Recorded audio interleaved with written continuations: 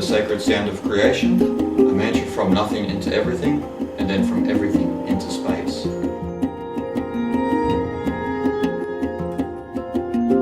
Welcome everybody today. My name's Jason Gregory, the author of Way of the Weirdo, and I'll be presenting the sacred sound of creation to you today.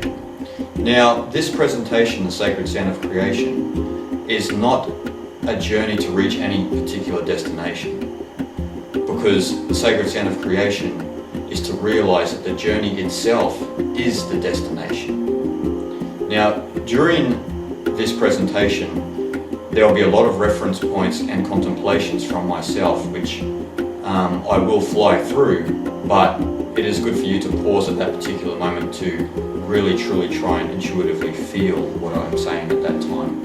And there are also some other quotes which you may need to pause during that as well. Now let's begin. Rudolf Steiner. If a man makes his life desolate by losing touch with the unseen, he not only destroys in his inner self something, the decay of which may eventually drive him to despair, but through his weakness he constitutes a hindrance to the evolution of the whole world in which he lives. Now what Rudolf Steiner is saying here is that it is the individual who is the intricate part of the whole, the macrocosm, evolving. So in the individual's evolution, it is reflected out into the world we live. This is not a notion that is embraced within the West, but this is some of the paradoxes between the East and the West, where in the East, they have a very intuitive feeling of trying to feel what the nature of their existence is, what the nature of separation is, what is God or the Absolute or the universe. They seek to know. Now they only seek to know through their own individual self. Yet in the West, throughout time, we find ourselves philosophizing about what is the nature of separation, what is the relationship between self, other, and the natural world. Now today, what we are going to do is we're going to try and blend both together and try and realize in this journey what is the nature of separation, what is the nature of our existence, and what is the nature of consciousness itself. So, just to start with, this is called Kapalbhati Pranayama Yoga, which is actually, when you translate that into English, it means the breath of fire. Now, breath is very important through this presentation today, and you will see why that is as we go through. But this is an interesting yoga. All this is short, sharp breaths out, and naturally a breath comes back through. Now, the best way to do this is you can either sit down or you can stand up like I am. I will stand up for the viewer's discretion at the moment, but it's good to sit down and close your eyes and truly try and get in tune with the inhalation and the exhalation. Now, remember I said short, sharp breaths out. Now, alright, close your eyes, we'll begin, we'll do it for 1 minute. This is an exercise just to try and clear a lot of intellectual energy that we bring to a lot of public speaking events or presentations where we have a lot of egotistical views on the world. And today we're going to be speaking about a lot of things that are going to test the human psyche. So, let's do it.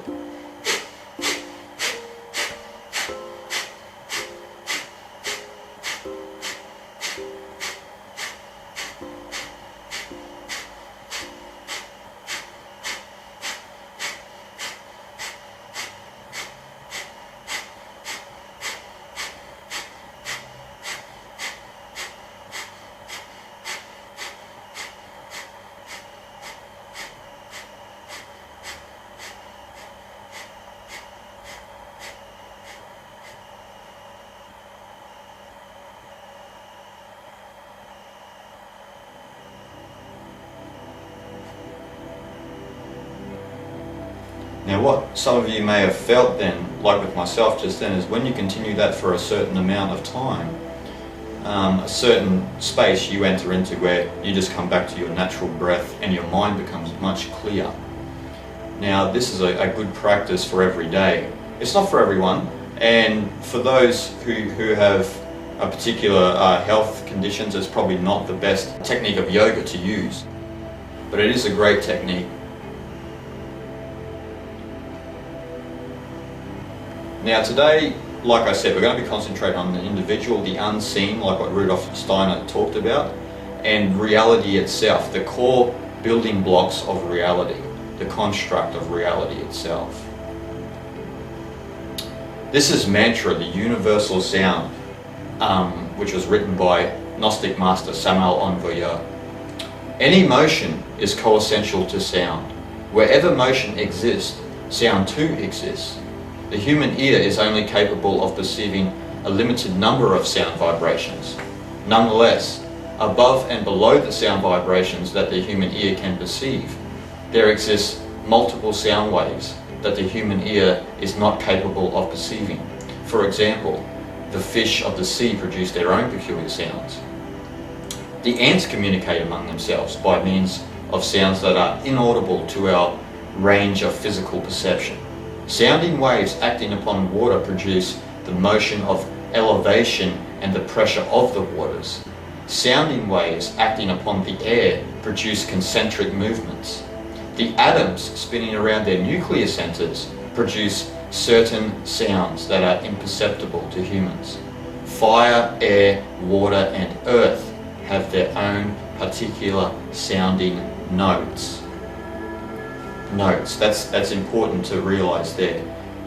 Samael Aun Weor was talking about the four elements of physical matter having their own peculiar sounding notes, and also certain sounds are not perceptible to the human ear. Keep this universal sound quote in mind as we go in further into the presentation, especially when we get towards the end, the final couple of chapters.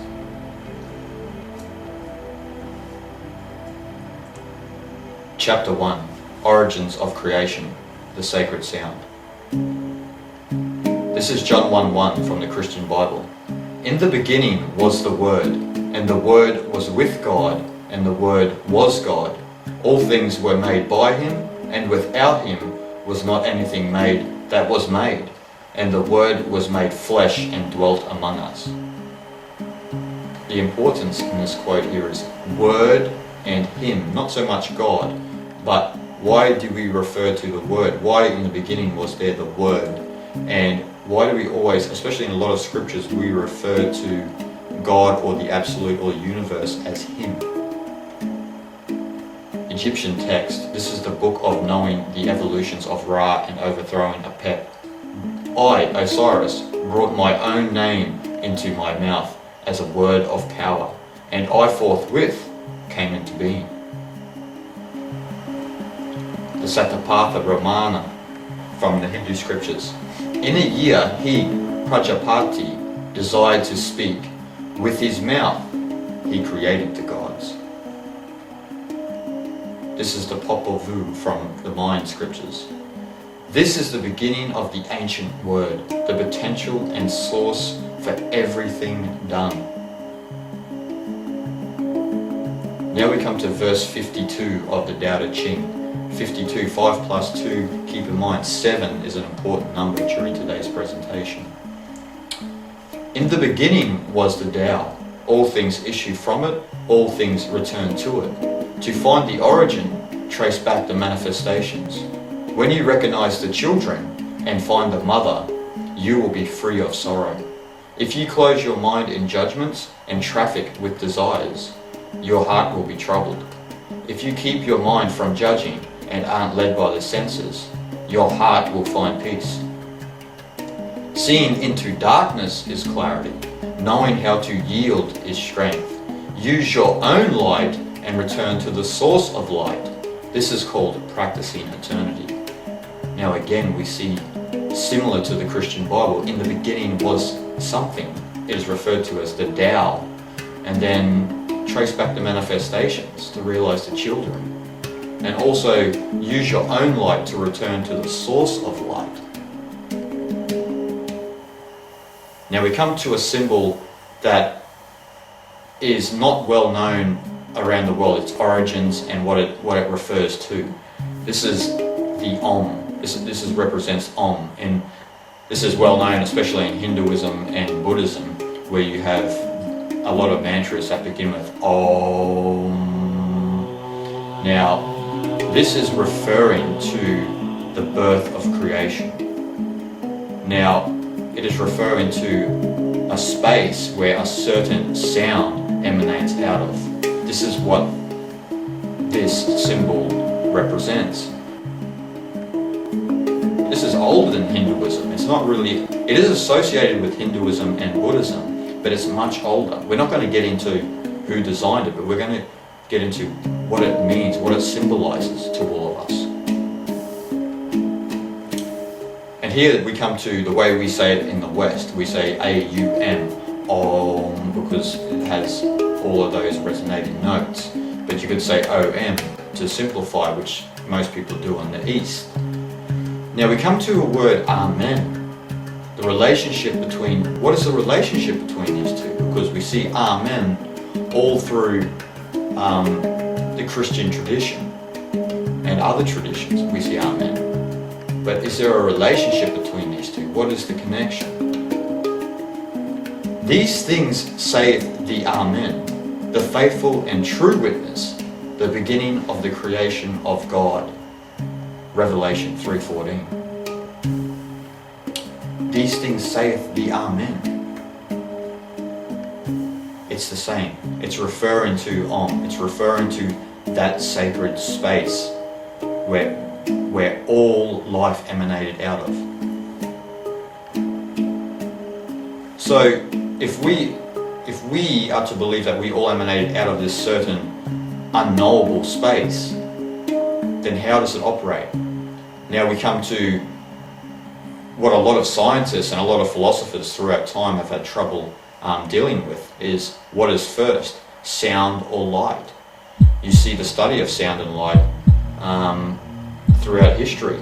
And then in these pictures here, you see the single white light being fragmented through a prism, which fragments the single white light into 7 colors. And then you see the sounding waves. You see there are 7 notes throughout all of creation. This is an interesting way to see a single light fragmented through another prism. Now we come back to 7. Like I mentioned before about the Tao Te Ching, the importance of 7, the number 7. Now, what is first, sound or light? This is the thing, because we have 7 notes and 7 colors inherent through all of the universe. They build the core structure of all physical matter. They build the construct of everything. 7 notes and 7 colors, or 7 lights, you could say. Some call this the spiritual light, because it is both sound and light in unison. I know that's hard for someone to comprehend on a mental level, but they're both in unison. They emanate out of that space in unison. Now, the best way to describe this is when we look at electricity, when we look at a light bulb. Now, what do we see when we have a light bulb? We have positive and negative charges, which produce light. Now, so they need a positive and a negative charge to produce light. Like I was saying, you have both the sound and the light to produce what we live in, reality, consciousness. Now, when we get into light, we see that we have the positive and negative. Now, we could say with the positive you have the active, and with the negative you have the receptive. But if that's the case, how do we see the Creator? We always talk about God as Him. Remember I mentioned before, Him in the Bible. They mention that a lot, but they mention it throughout many scriptures. They say Him. Now, how does an active principle work? It is masculine in nature. The best way to describe this is when we look at the 7 Hermetic principles, which were passed down from Hermes Trismegistus in Egypt and Greece. which are basically the universal laws. So the 7 laws are: Law 1, Law of Mentalism; Law 2, Law of Correspondence; Law 3, Law of Vibration; Law 4, Law of Polarity; Law 5, Law of Rhythm; Law 6, Law of Cause and Effect; Law 7, Law of Gender. Now, the first 3, it is believed to be immutable laws. They can never change. But interestingly, within a lot of, especially occult circles, it is believed the last 4 are mutable. They only exist at this moment in the human consciousness. Interesting. But we're going to focus on Law 7 for the moment. Law of Gender. Gender is in everything. Everything has its masculine and feminine principles. Gender manifests on all planes. All planes. There's 3 planes of consciousness. There's physical, there's mental, and there's spiritual. So it manifests on all planes. And when we talk about the physical, you have masculine, which is the male, and you have feminine, which is the female. Now, when both are in unison, they create. So you could say the masculine is the positive or the active, and the female is the negative or the receptive. That's not saying anything bad about women. It's just a way of looking at it. You need both to have life. We always have a negative, it's kind of funny, we have a negative connotation to the word negative. But you actually need negative to have positive. So on the physical plane, when both are in unison, it is sex. And then a child is born. But when we go back into the mental and the spiritual levels of reality, how does it work? So we go throughout time, we see a lot of structures in this world which represent something. They represent creation. We see this Shiva Lingam throughout the Orient, mainly in India and Nepal. And the Shiva Lingam is shaped in that of a penis. Now, a lot of people erroneously look at a lot of ancient religions and ancient traditions and say there's phallus worship, there's a worship of the man. This is incorrect. This is not true seeing, because what the Shiva Lingam represents is creation itself. That masculine principle, that sound emanating out of that space. Why we call God Him, because it is a sound and the light emanating out of that space. That is the first energy of primal energy. It's masculine. And then we come into Egypt, Washington, and the Vatican. And you see the Egyptian obelisk basically all over the planet these days. Once again, even though a lot of people associate this with energy and how energy works, this is true. But the deeper essence of it is what it symbolizes. They all symbolize creation. You can see there, especially look in the Vatican, you can look in the Vatican there, it looks like an eye from above. And then you have, right in the middle, you have the obelisk in the pupil and surrounded by the Union Jack. Very interesting. And then we find this theme also in the I Ching. These are the 64 hexagrams of the King Wen sequence. The first 2 hexagrams are described. The first hexagram is, you could describe as heaven or the active, and then the second hexagram is earth, the receptive. So the first one, heaven, is symbolized by a unified line, 6 unified lines, and then earth is symbolized through same 6 lines but divided into duality. So you have one is whole and one is dual. So again, there's the same theme, masculine and feminine. And then we come to a relationship that we really don't appreciate, a lot of us in the average day, and they're our celestial neighbours, the sun and the moon. What do you see with the sun and the moon? They are magnetic opposites. You have the sun, which a lot of people in ancient traditions refer to as the sun. That's why you see a lot of solar worship of solar deities, because they represent the sun. But then what does the moon always represent? You You always hear the moon goddess. So one is active, the light, and the other one is receiving, is the feminine. The moon is the feminine. And then what are the elements associated to both of these bodies? Fire and water. What is fire? Fire is masculine in nature. Water is feminine. Yet it's interesting because the feminine aspect of it can extinguish the masculine. So one is active and one is receptive.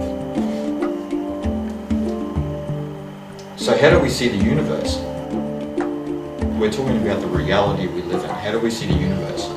If we are to believe that out of the unseen that we can't see, that it is a masculine principle that first emanates out. So how do we see this beautiful reality that we live in? It's feminine in nature. Just go out and look into nature and tell me if you see any square trees. You don't. If you saw square trees, that would be masculine in nature. It's curvy. It's like the body of a woman. A body of a woman is curvy.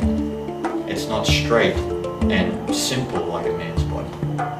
So nature itself, the physical reality, is feminine in nature. This is why we have these words, Mother Earth and Father Time. We say these unconsciously without even knowing. Now, so how does the reality work then? This is what we're going to get into. This is from the Holy Science, from Swami Sri Yukteswar. These are the 4 ideas of reality. Word, time, space, and atom. These are the 4 ideas. Now keep that in mind, ideas. Like I said in the Hermetic principles, there are 4 principles which are mutable. We're going to get into this diagram a little bit later. But now I want to bring back into the consciousness some Sanskrit words, because Sanskrit is a beautiful language which we've lost, and is a much more advanced language than any on this planet.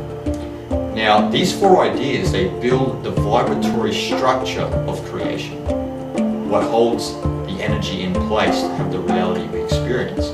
So we see Om, word, Kala, time, Desa, space, and Anu, atom. It's kind of interesting because Anu in the Sumerian myth refers to the creator, and we have here Anu, the atom. But the best way to describe what that absolute is probably symbolized through the yin-yang, because a lot of people believe that when they get into that the first emanating energy of the universe is masculine, they believe that God is a him. And then that's kind of, I'm not here to say that's untrue, but I don't truly feel that it is true. Because, and then what a lot of other people do is they start to believe that God is androgynous, so it is neither male or female.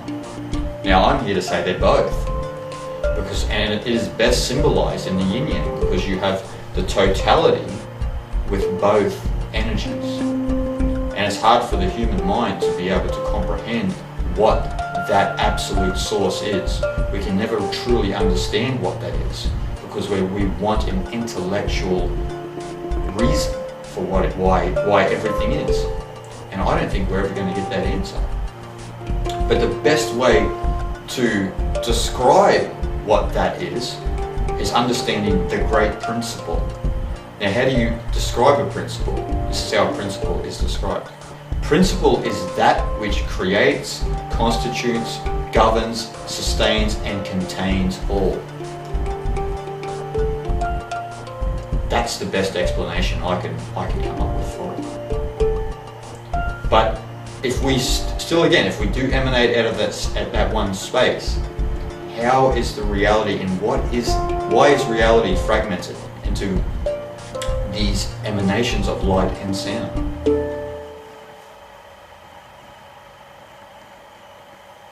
We come to chapter 2, the wilderness of Maya, wandering in the darkness of ignorance. So we come back to Om again.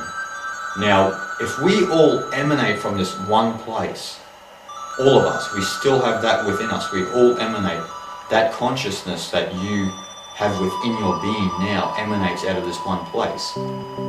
What is the nature of separation? Truthfully, what is the nature of separation? Does it exist? Is it possible to break free of this idea that we're separate from each other? Not break free of the reality, but of the mental construct that we've created. Is it possible to break free of that? Now, these are a couple of words. I'm going to bring 4 more other words from Sanskrit back into the consciousness of humanity. Now, Maya, which refers to actually illusion, is actually interpreted as separation. So illusion is separation. Maya means that. Brahman means truth or the ultimate reality. Something that you see. And then we have these two, which are more on an individual level. Mahamaya means the great delusion or belief in identity. And Parabrahman means your original truth, your actual eternal self, that which is still born, that which is still from that creative space. Now we come back to the holy science from Swami Sri Yukteswar. These are a few of the sutras from his magnificent work to try and once again intuitively feel of what the nature of separation is. This is the Gospel, Sutra 4. The cause of creation is Anu, or the atoms. En masse, they are called Maya, or the Lord's illusory power. Each individual Anu is called Avidya, ignorance. En masse, they are called Maya. The Gospel, Sutra 5. The omniscient love aspect of Parabrahman is Kuttasatta Chaitanya. The individual self, being its manifestation, is one with it. Keep that in mind. The individual self, being its manifestation, is still one with it. The Gospel, Sutra 6. The atom, under the influence of Chit, universal knowledge, forms the Chitta, or the calm state of mind, which when spiritualized is called Buddhi, Buddha, intelligence.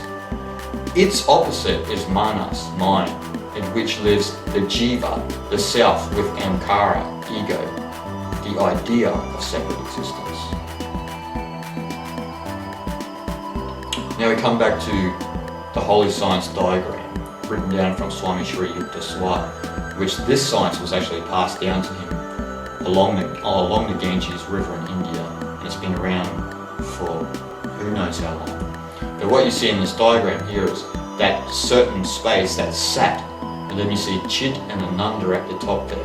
Satchidananda. Sat means existence, Chit means consciousness, and Ananda means bliss.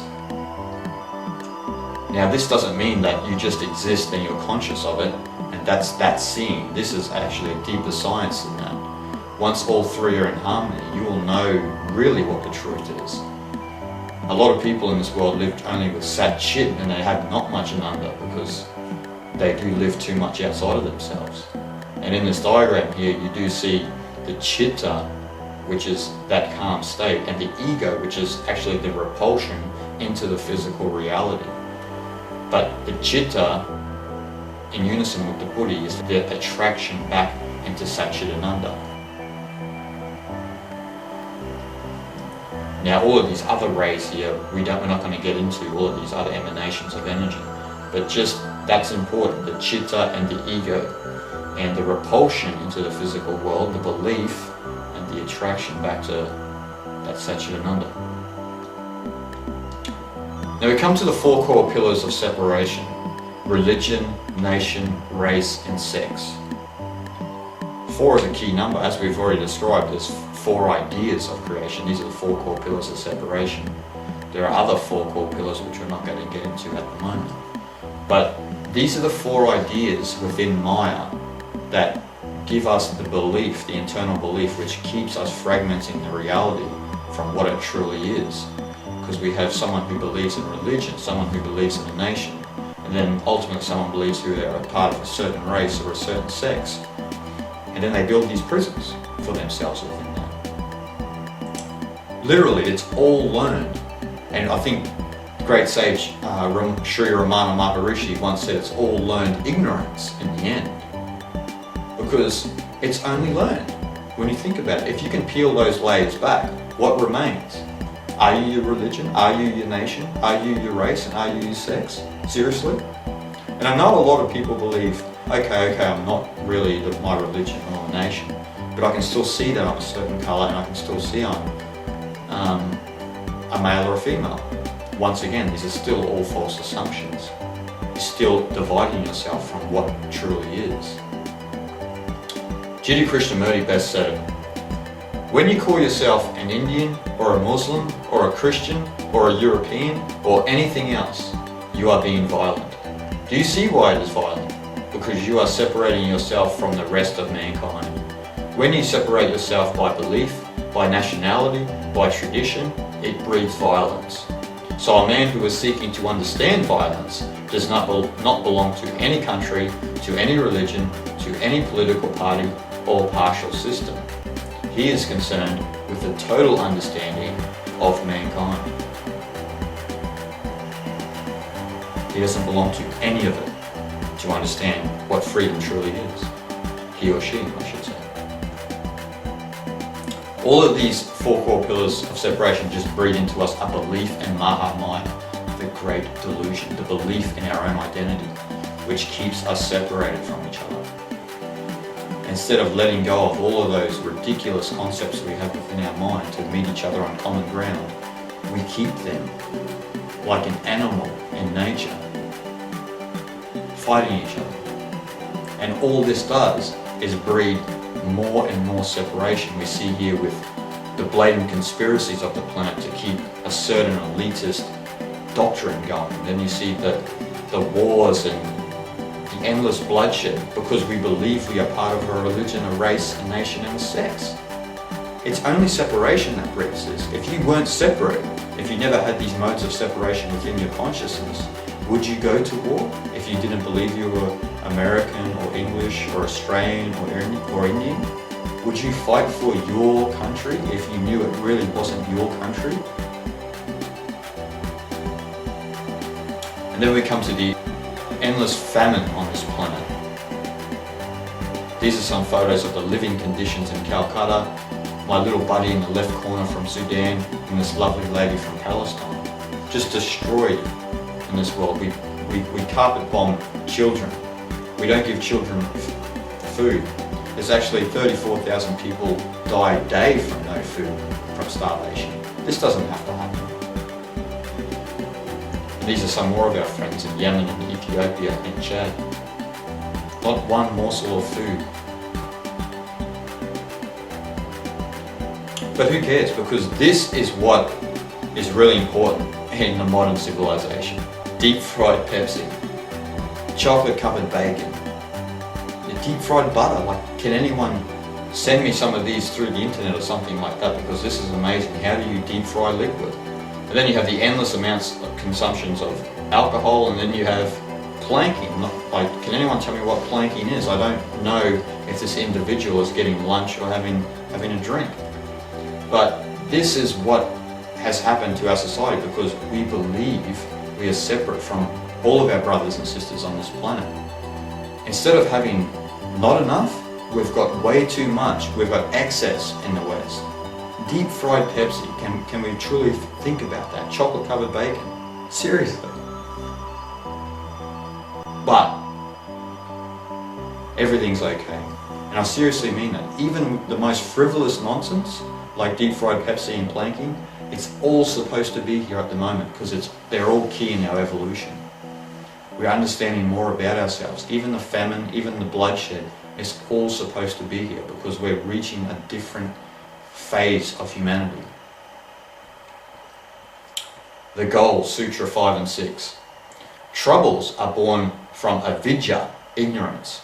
Ignorance is the perception of the non-existence, and the non-perception of the existence.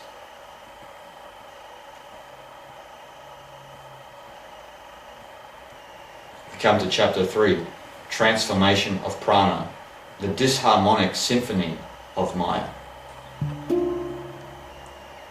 This is the vibratory construct of Maya. Maya is sustained by individual and collective ignorance. The vibratory structure of Maya is not set in stone. Its features of solidity take shape from the mind that perceives. Thus, the outbreath of Brahma through the sacred sound of Om is nothing more than energy which has no fixed point or location. It can be changed or altered depending on the mind who perceives. Hence, everything is energy, which includes the human being. In fact, the human being is nothing more than an energetic instrument, analogous to the sound of Krishna's flute, which vibrates reality into existence. That's a different way to see the symbology of Krishna. But for those who are very intellectual, very scientific, and don't truly feel that, this is the first law of thermodynamics. The law states that energy can be transformed, for example, changed from one form to another, but cannot be created nor destroyed. It is usually formulated by stating that the change in the internal energy of a system is equal to the amount of heat supplied to the system, minus the amount of work performed by the system on its surroundings. Now we come to the second Hermetic law, which is the law of correspondence. As above, so below. As below, so above. Now, what Hermes Trismegistus was saying, and this is throughout all of history, you find this in all traditions, that the microcosm being anything micro, that let's say the human being, the microcosm, the human being, is a reflection of the macrocosm, of the universe. You carry that creation within you. And as you evolve, the creation evolves, the universe evolves. Because you are the universe. This isn't something cute. This is profound truth which was expounded from Hermes Trismegistus to his disciples. You are a living universe. And once you evolve, everything else evolves. Like what Rudolf Steiner was saying earlier. It's exactly, this is in a smaller context, but it's exactly the same. It's referring to the same thing.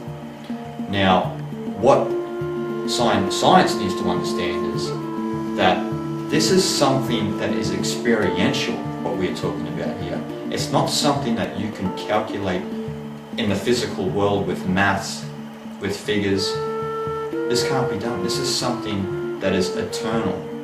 Something that science is going to always have a lot of trouble trying to understand at this present time. What we see in this universe, we see the chakra systems within the human being.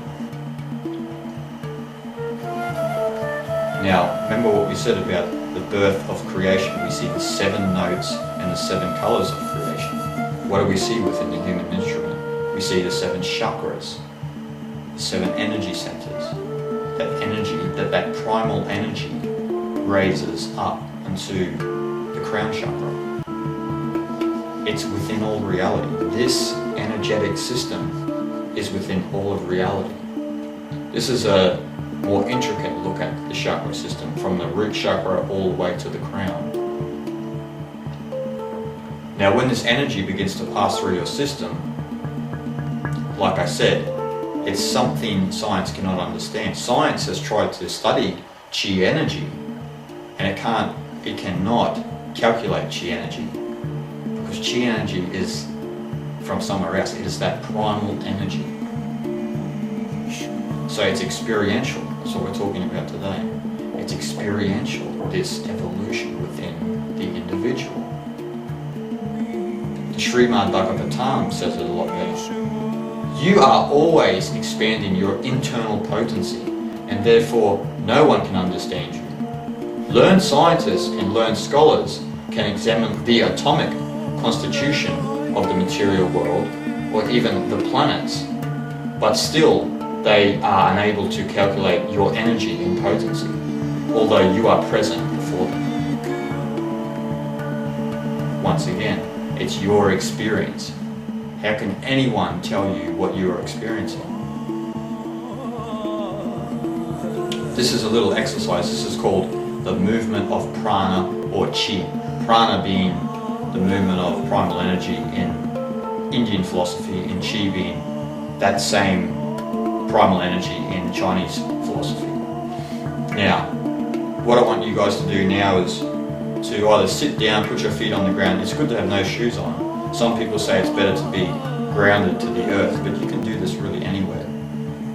Now, I want you to try and feel that primal energy, that prana, that chi. Close your eyes, put your feet on the ground. I know this will sound crazy, but breathe through your heels. When you breathe, take your in-breath, breathe through your heels. Concentrate on your heels and then breathe through them. And then tell me what happens to the mental state in doing this process. Let's do that for 1 minute.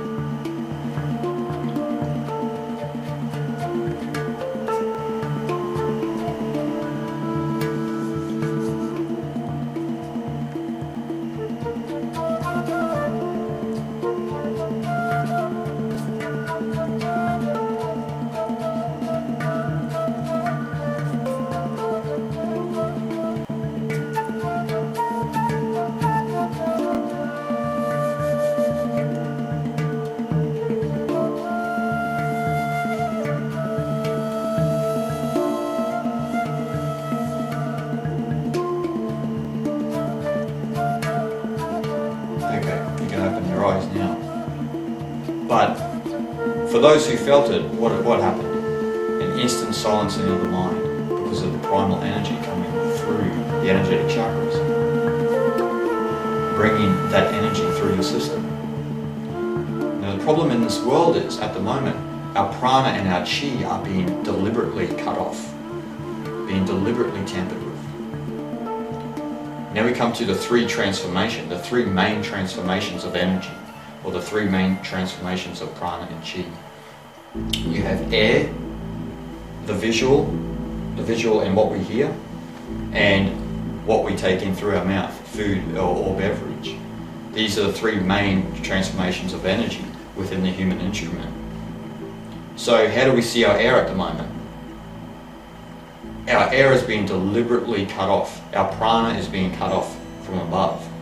We see constant chemtrail activity on this planet, and people are none the wiser. They do not know what's happening, but there are chemtrails all over the planet. It's not just in America and other Western countries. It's everywhere. You can go everywhere. You can go into some of the most remote places and see chemtrail activity. This is deliberately cutting off the prana from the human instrument. Now, we can see the oxygen levels in all cities on the planet have gone down to 18%. Now, the living condition, the living oxygen levels for all human beings is 22% at least, the oxygen for a human to breathe, but it's running at 18%. And then we come to the food we eat. We don't have to look too far for what's going wrong with our food. We don't have to look further than Monsanto and other genetically modified companies, but mainly Monsanto out there. And this is destroying the DNA structure. It's cutting off the prana of the chi and the primal energy within. It's destroying that energy within us. Because even though the food looks so good on the supermarket shelves, this food is destroying our structure, and we are none the wiser once again. Then we come to the fluoride in our water.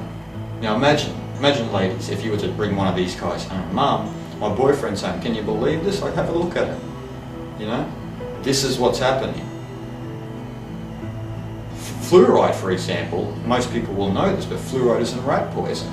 So why in the hell are we drinking it? And if it is good for our teeth, why aren't we rubbing it on our teeth instead of ingesting it? We do not drink toothpaste. So why is it there? Once again, destroying the structure. Fluoride is destroying the structure. This calcifies, fluoride calcifies the pineal gland, which is actually a physical gateway to the unseen. And then we come to another way that water is being tampered with. We come to hydraulic fracturing, whereas they're destroying the crust of the planet, basically for no other reason but profit. And we have seen, especially in America, we have seen a lot of people suffer from drinking water that can be lit on fire. Once again, the prana being cut off. And then we come to our relationships with animals, our relationships with sentient life, which is in a massive divorce at the moment. Look at these wonderful individuals here. You see the beautiful pictures of the Buddhist monks in Kanchanaburi in Thailand, where they are in such harmony with reality and nature that they can befriend a tiger. The tiger senses not an ounce of distorted energy within them. They're in harmony, they're in sync with reality.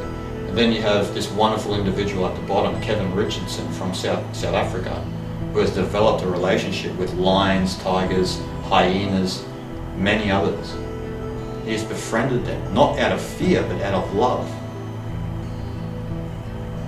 He lives in harmony with reality. But how do the majority treat our friends in the animal kingdom?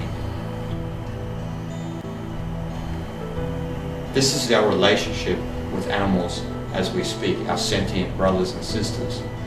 Look at the concentration camps of the cows. You see this all over the planet, it's everywhere. The way we treat pigs, the public burning of chickens, which no one can really justify, and the prisons that we build for veal calves. These are really only very simple explanations, but why are we doing this? Have we divorced so far from our true nature? And the truth is, yes, we have, because this is what's important to us. These massive burgers, like look at these guys. Look at these guys. That should be the real burger that they give to them, the one with the little chicken. You can really get your answers to why a lot of people in political power are toxic, because look at their diets for starters. I know I'm singling out Barack Obama here, but you can look at any person in authority. Their diets reflect their mental state. And now we come to the third transformation of energy, which is the external, what we see and what we hear. What are we getting? We're getting constantly a massive barrage from the media, from television, even from the internet. Even though the internet is one of the great tools out there, but it is being hijacked. And there is a constant barrage on the physical senses, and the visual and the hearing senses. And what is happening is, what people don't understand is, when you sit in front of a television for too long, your subconscious is always recording. It's always recording. And what happens is, when you are downloading these programs, in the future, trust me, you will download these programs and it will become your 3D holographic reality. You will experience it all. This is how consciousness works. The subconscious is the film projector. It is downloading all of the film that it needs, and then at that right particular time, it unloads the program. You can watch a sport game where you'll have your conscious attention on the sport game, but in the background there will constantly be the endless advertisements, and they are usually alcohol commercials, fast food commercials, and fashion. And then the next day, you and a couple of your buddies will be sitting around wondering why you bought a shirt, why you're drinking this beer, and wondering why you're having this ridiculous, massive burger.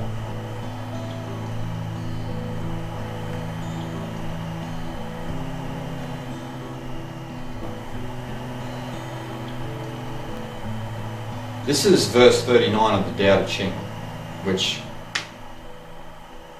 best emphasizes on what's happening at the moment. In harmony with the Tao, the sky is clear and spacious, the earth is solid and full. All creatures flourish together, content with the way they are, endlessly repeating themselves, endlessly renewed. When man interferes with the Tao, the sky becomes filthy, the earth becomes depleted, the equilibrium crumbles, creatures become extinct. The master views the parts with compassion because he understands the whole. His constant practice is humility. He doesn't glitter like a jewel, but lets himself be shaped by the Tao, as rugged and common as stone. This is what we are doing at the moment. We are interfering with that primal energy. Instead of swimming with the river, we are trying to swim against the current and not get into the sink of life, which is why I mentioned at the start, the journey is the destination. We are here today to go through the process, not to get to any particular point. So, how are you transforming energy? After seeing all these three main transformations of prana, how are you transforming energy? Or more importantly, how are you transforming the universe?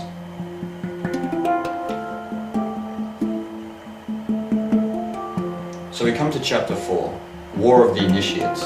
In it standing, the flux of auto ab ko. Fourth Hermetic law, law of polarity. Everything is dual. Everything has its poles. Everything has its pairs of opposites. Like and unlike are the same. Opposites are identical in nature, but different in degree. Extremes meet. All truths are but half-truths. All paradoxes may be reconciled. Om. Back to Om. Now, we emanate all out of this space. So what is the relationship of the law of polarity? How does the law of polarity work within the universe? What are the pairs of opposites? What are the fundamental principles of the pairs of opposites? Ordo ab chaos. Now this is Latin for order out of chaos. A lot of people associate this with the high secret societal orders because of their view of order out of chaos, which is basically create chaos and then deliver their own version of order, which they do on their own level. But the reason why some of them do this is because of the secret esoteric understanding of how the universe operates. It's in a constant ebb and flow, order out of chaos.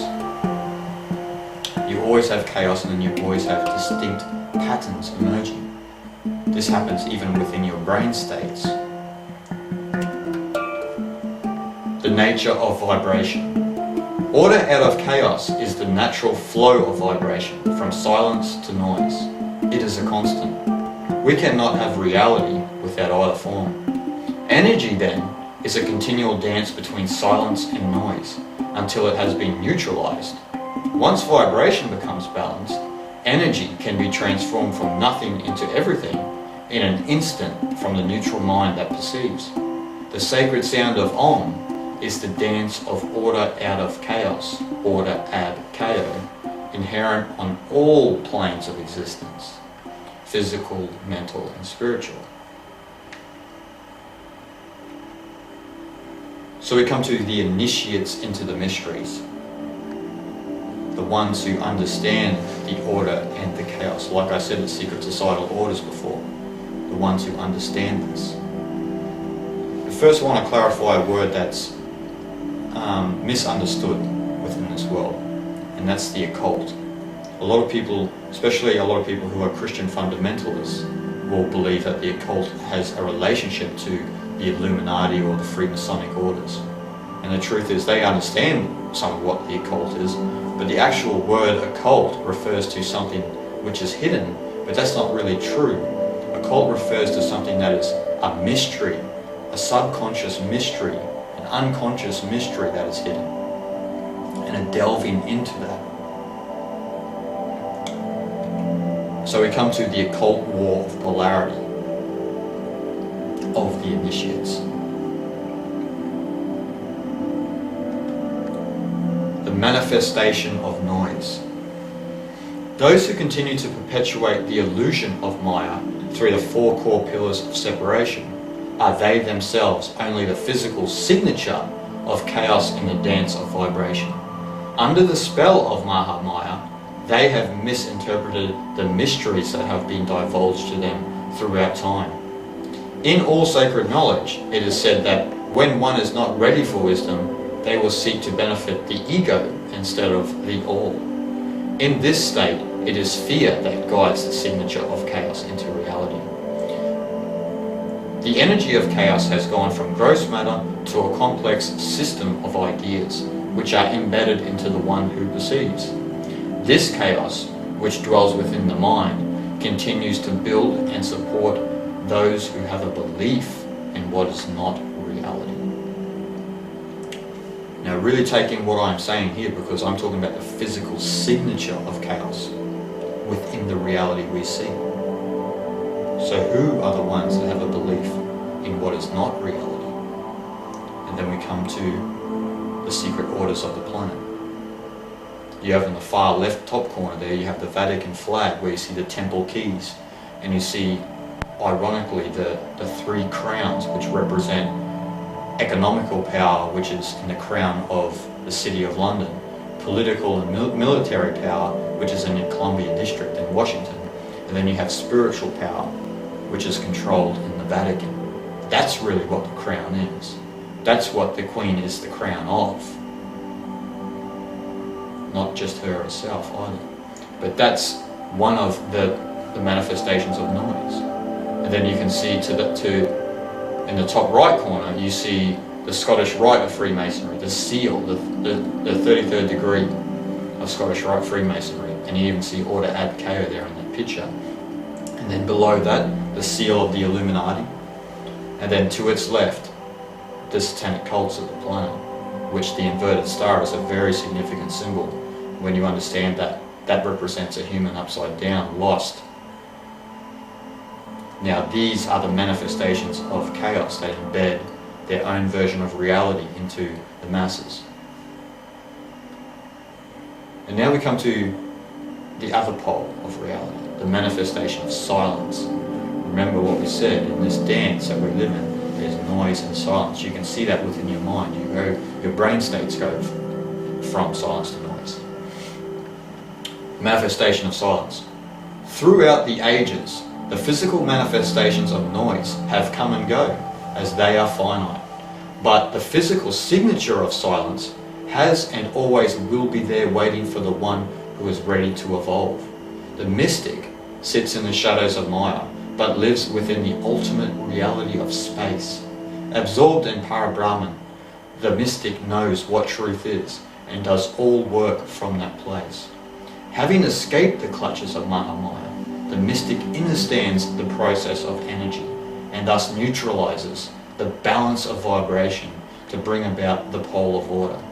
This silence is the finest form of vibration that crystallizes the pattern of reality, which reflects the origins of the sacred sound of Om. So within this silence, when the mystic is entering into that sacred sound, that is crystallizing the pattern of reality, bringing the order into this world. And who are we talking about here? Well, first we have the Aboriginals of Australia, or the Aborigines of Australia, I should say, the original people. And you see within a lot of the Aborigines culture, you see the dances and a lot of the singing and everything, and a lot of the weaponry which reflect of how the universe works. You can even look at a boomerang. What goes around comes around. But you have the dances, especially like a corroboree, where you have like a rain dance, where, mark my word, when it is performed in the right way, it does rain.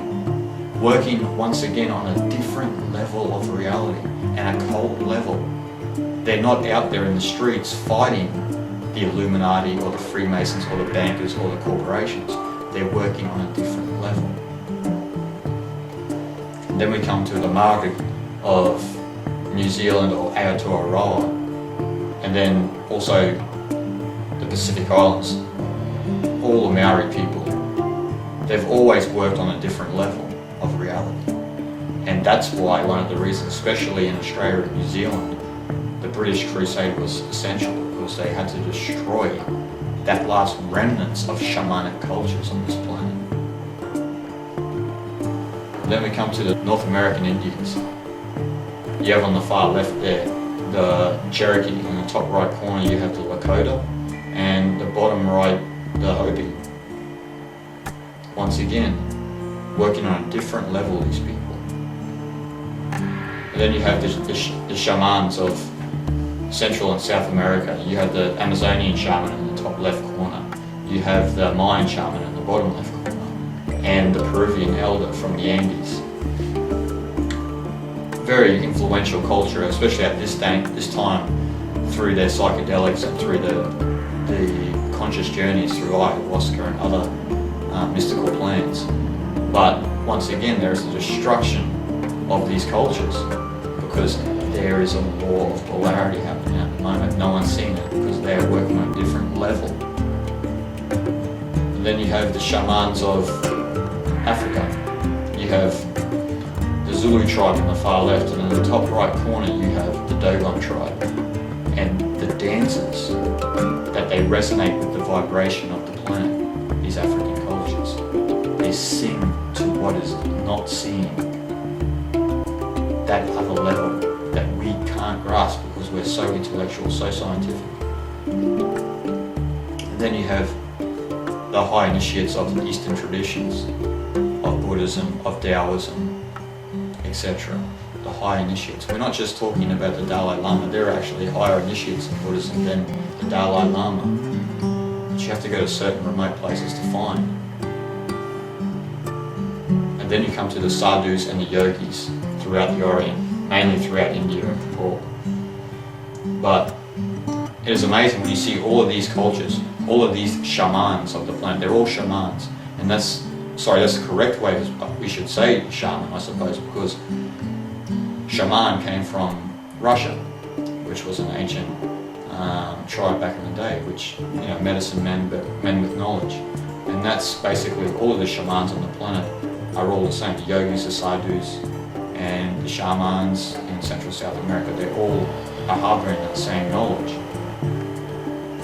Interestingly enough, when you go to these places, you can go into the Amazon, or you can go into the Himalayas, and you can find a yogi or you can find a shaman, and you can ask them, what is the manifestation of noise?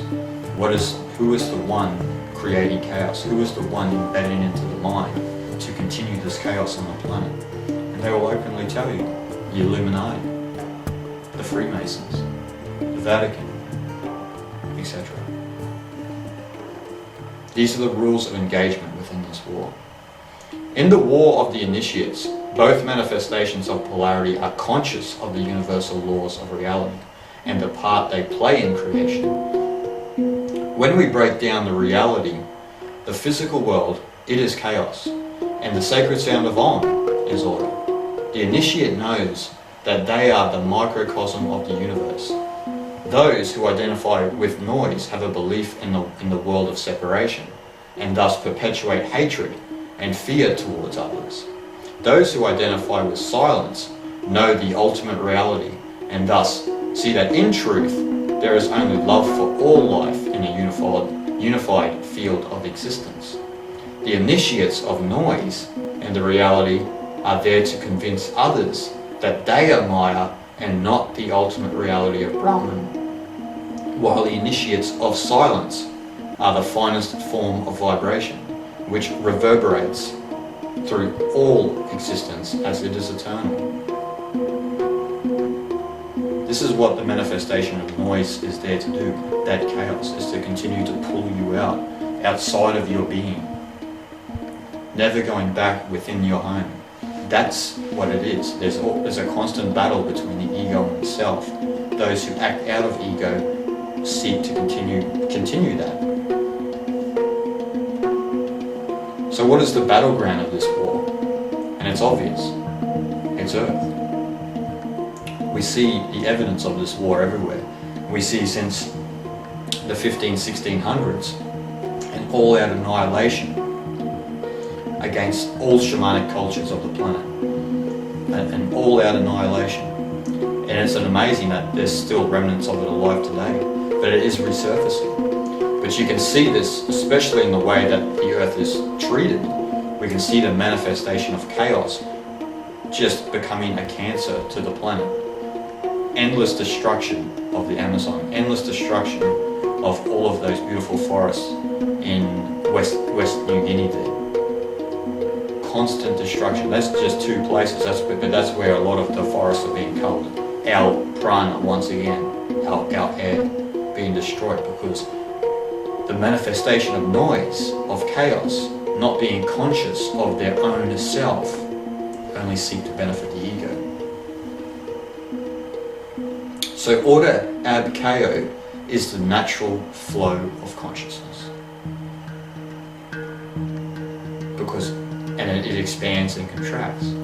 This is another reflection of how consciousness, of how the order and the chaos of consciousness operate. We can see that reflected into the oceans, where you have an expansion of the ocean and a contraction of the ocean. You only have to be aware of your own mental states to know that this is an eternal truth of consciousness. But how does expansion and contraction relate to the time that we perceive?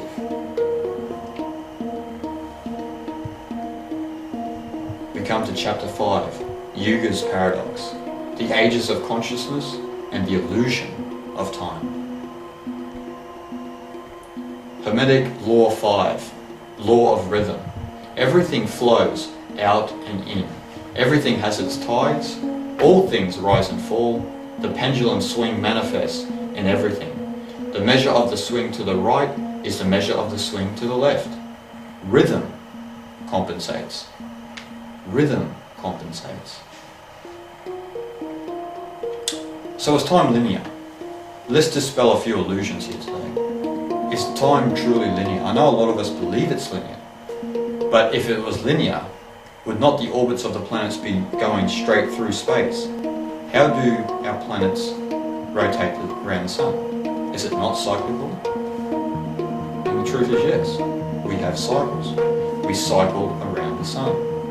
A constant orbit around the sun.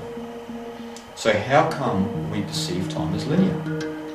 Once again, it's a mental construct which we believe to be true. Because we work, we need to work, we need to get to work, we work for the man. But is time truly cyclical? Is this even true? Mark Twain really describes it well. History doesn't repeat itself, but it rhymes. What does he mean by this quote? Now we come to an ancient science, the Yugas. Now there's a few systems of the Yugas. Most people are probably familiar with the larger scale of the Yugas, where you have a cosmic day and a cosmic night, and you have massive kalpas of time. We're talking billions and billions of years here. But we're not here to talk about that particular Yuga cycle today. We're going to be talking about one which has been lost and has just resurfaced in the last 100 to 200 years. And it was delivered from Swami Sri Yukteswar on the Ganges of India. He himself actually was a very intellectual and Western educated individual, but he went to Kumbh Mela in the 1800s to try and discover, what is all of this yogic culture and the sadhu culture about. And then when he went there, he was delivered profound truths, and he was delivered the holy science, and then he began to learn what the Yugas were. And the Yugas are actually a system. The Yuga system he was delivered was a 24,000 year cycle where we rotate around our second sun. It's a binary star system. Now a lot of people might think that's strange, and a lot of people have referenced, especially in Walter Cruttenden's work, he referenced that it was Sirius which was the second sun. This is why a lot of people refer to Sirius as, they revere Sirius, because it is that second sun. It is a part of the sun that we have. But I'm not going to say that that's either wrong or right, but it's getting into the understanding of the science of the Yugas, regardless of the binary star system. Now, what we see here is the way the system works.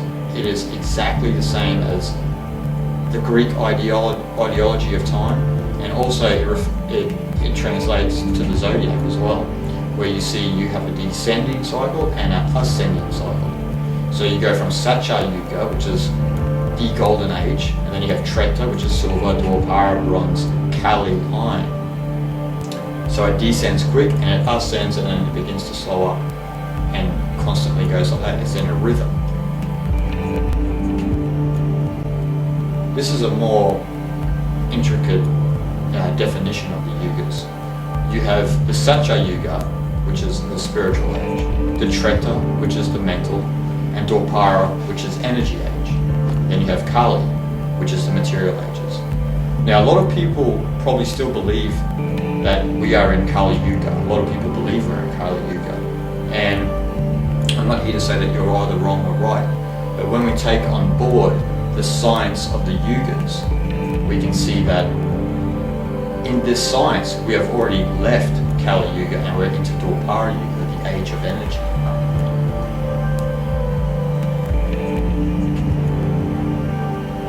And what you have here is you have these little things called standees, which is they are phase transitions of time, where the consciousness of that time still lingers over.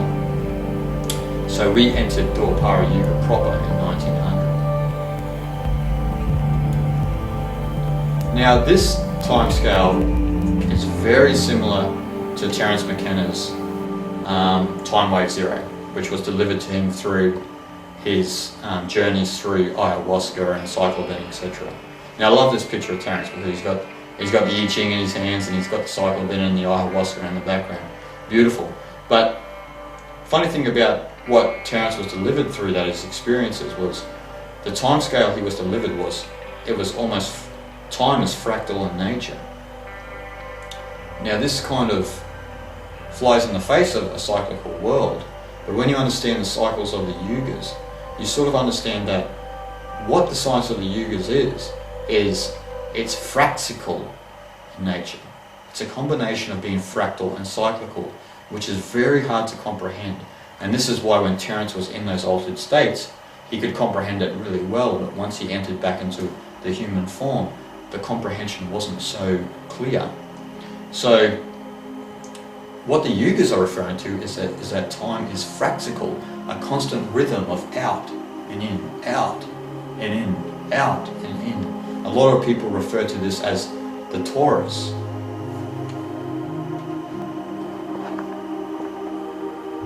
So, do we live in ages of time or consciousness? What are the yugas referring to? What is this fractal? Because if time is fractal in nature, then time cannot be linear, time cannot be cyclical. What is time? So do we live in ages of time and consciousness? And we live in cycles of consciousness. A fractal of consciousness we live in. Because we are mapping consciousness. We have made man-made constructs, but we are mapping consciousness, not time. Now on the scale you do see the years, but that's just in reference to when those times were. This is the out and the in, again the out and the in. And you see, a lot of people think, well, weren't we cavemen in that up in Satya Yuga? If 6,700 BC, what we learned in history at school was that we were stone men, we were cavemen. We had no intellect, we had no spiritual intuition, none of that existed. We were just bumbling around, running into each other. Now, is this true? When you look at this science, it's not true. Now, let's have a look at the life in Satya Yuga, the last Satya Yuga that we lived in. Now, the reason why there wasn't a lot of things on this planet at the time is because in Satya Yuga, it was a very simple way of life. Now, most people who understand their own psyche, their own consciousness, will understand as their consciousness begins to expand, things become more simple, life becomes more simple, your thought patterns become more simple. This is within all humans. There's no exception here. So if the external world is a reflection of what the consciousness is within the human vessel, then life would be much more simple, much more closer to the earth, in harmony with the Tao, like it said in verse 39. And then this is actually the only time when our friends feel comfortable coming to visit us. Our friends from our celestial neighbours, our cosmic buddies, we call them aliens. This is the only time they feel comfortable coming to Earth, because the consciousness is at its peak. In Satya Yuga, it is believed that you not only have intuitive feeling and an understanding of what the mystery is of God and of the unconscious, but you have an intellectual understanding of what it is. This is what is believed in the Yuga science. You have an understanding of what God is, the absolute, the nature of separation, and the nature of your own self. You know exactly why you're here. So this is why our enlightened friends throughout the universe feel safe to come and visit us at that time. And obviously why they will not land on the White House lawn in this day and age. But also this is the life in Satya Yuga was when you had massive energetic instruments which symbolize that deeper essence of life and the energy that exists within the universe. And you see this throughout all of the megalithic structures of the planet. Now some may say, what about the last glacial maximum, which was 23,000 BC to 13,000 BC? Because this is in the heart of Satya Yuga. This 23,000 BC to 13,000 BC is in the heart of the last Satya Yuga. Now the truth is, what about the middle belt of the planet? What did that look like back in the day? Say from Tropic of Cancer to Tropic of Capricorn and the equator there. What was the life between that place? We see a lot of imagery of the ancient times of the Middle East and Central America and Papua New Guinea and Northern Australia, where these parts were flourishing in green pastures. There was vegetation everywhere. The Sahara was full of life. It's only really, when we look at the last glacial maximum, we got to remember it was only really Canada and Europe which were basically under ice.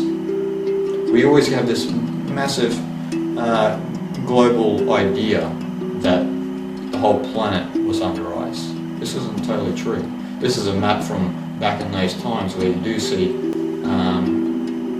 Sri Lanka, India as one. You see Southeast Asia as one big continent, and Papua New Guinea is connected to Australia, etc. But this was just a different environment on the planet at that time. Obviously the equator was a very nice place to live. So where's the evidence of the Satya Yuga? There is many. I'll only mention a few, but we can have a look at Göbekli Tepe in Turkey, which is from at least the dating they say is 9,500 BC, but a lot of people believe it's even older. And the amazing thing about Göbekli Tepe is that it's actually not a residential complex, as one would believe one would be, but it's actually a spiritual complex, almost retreat in nature, where it is a place for someone to come and find peace and have solitude. Now, if we were really, let's say, cavemen, we wouldn't even know about anything spiritual in nature. We would be the furthest outgrowth of what that is. We would be totally in the physical world. But in this complex, you see actual images of animals, humans, and other symbols. Now, this flies in the face of a 10,000 BC history. And it gives evidence that yes, there was a certain higher civilization at that time. And then we come to the cave artists throughout time, where we really do give the idea of cavemen and cave artists the wrong imagery, the wrong persona, because what's happening here, the symbol of the cave symbolizes something. I know it's something external, but what you need to understand is the symbol of the cave symbolizes that cave within yourself, going into that cave and finding out what that mystery of your own existence is. That's what that cave represents in the external world, and that's why when you look at a lot of these drawings in the cave art, it's referring to the unconscious of not only humans but also of animals, and delving into that dark cave and finding out what's down there, what we never go into, that darkness we never go into within our own being. And now you see in these pictures here, in the middle you see the head drawings in La Mache in France, and then in the bottom right corner you see an individual with a cape on and with hat and with shoes drawn in this cave. And then in the top left corner you see the animals in La Mache in southern France there. Now, if the dating of La Mache is back to 13,000 BC, at least they say. Some say 20,000. Now what was happening at that time, that they were having capes and they had shoes on, they had hats? This doesn't really seem like a backward caveman civilization that we perceive in the modern world. And then you see the Aborigines of Australia and their culture, and you see even it's pictures of celestial neighbours that had visited at that time in a high culture. Now once again, these pictures, this art is from at least 15,000 BC. Some say the Aborigines of Australia are the oldest civilization on the planet. I'm not to say that they're not, but you know, it's interesting that you see some ancient art like that. And then you come to the pyramidal structures of the planet, where you see the Giza Plateau, you see Chichen Itza, you see the Sudanese pyramids in the far right corner, top right corner I should say, and then you see from bottom left, you see the Chinese pyramids, in the middle there the Bosnian pyramid, and then in the bottom right corner you see the Peruvian pyramid. All of these pyramidal structures. Now a lot of people say, but weren't these built within that time? And I'm not here to say that they were or they weren't, but you cannot be a pharaoh and travel up the Nile and just grab farmers and then overnight they have the knowledge of how to build a pyramid. It would take years of understanding stonemasonry to build something like that. So where did they get the knowledge of that from? Was it from a Satya Yuga age where the knowledge was delivered, or were they built in the Satya Yuga? One thing's for sure, that these are evidences, again, of a high Yuga. And then we come to the Rukma Vamana in the Mahabharata, or the Ramayana I should say, where you see these flying vessels, beautiful flying vessels. These are only just some of the Vamanas, but I like this Vamana personally. This, some say, is not just only for Earth travel, these are for galactic travel. And then you see in the top right corner, you see the Temple of Osiris in Abydos there, where you see a helicopter, a submarine, a UFO and a plane. Now a lot of people say this is from water damage, but you know, you be the judge. Does that look like water damage to you? This is once again is evidence of something else, a civilization, something from another time, which was a high civilization. Again, direct evidence of the Satya Yuga. But one of the best evidence is the fall of consciousness, how consciousness has fell into the Kali Yuga. Now, the evidence of that is, when we look into ancient scriptures, we can see the Vedic scriptures, the 4 Vedic scriptures, which come out of India. And you see the Rig Veda being the oldest and most important, where some believe it's from 7000 BC, and some believe even older, some say younger. But the thing is, the knowledge within the Rig Veda from those times is eternal. It is something that a caveman could never come up with. If they were a caveman in essence, they could never understand what eternal knowledge is. And then you have the Rig Veda out of those times just appear, and is one of the most popular scriptures of the modern day. So direct evidence of, say, the Rig Veda may have been written by people in the Treta Yuga, because as you were passing from the Satya to the Treta, you're going into an age of a mental age, where you need to obviously document of what was from that enlightened age. And then we come to one of the reasons why I put Sanskrit through this whole presentation, but we come to the Sanskrit language. Where does Sanskrit come from? A lot of people get confused about the origins of Sanskrit. Now, in the Yuga science, it is believed that as we were coming out of Satya Yuga back down into Treta Yuga, at that time of Satya Yuga, the language is telepathic. So telepathic, there is no need to use the sound vibrations through our mouth. It's all telepathic. So at that time, because Satya Yuga is such a high civilization, they can hear the hum of the material matter. They can hear the vibration of the matter and what it sounds like. And what they did at that time was they pulled the language from the matter. They pulled the Sanskrit from the matter, which creates the matter. This is the thing, the sound creating. So they pulled the sound from the matter. This is why in a lot of mantras you see Om is always present.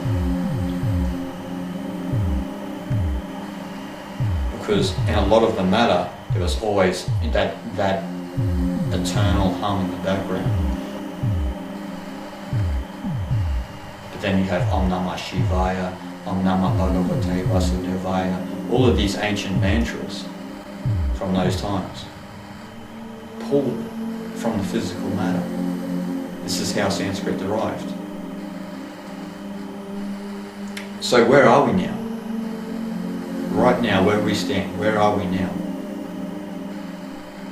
If it's believed that there is a Satya Yuga, and a Treta, and a Dwapara, and a Kali, then we're in Dwapara Yuga, in the age of energy. And what does that mean?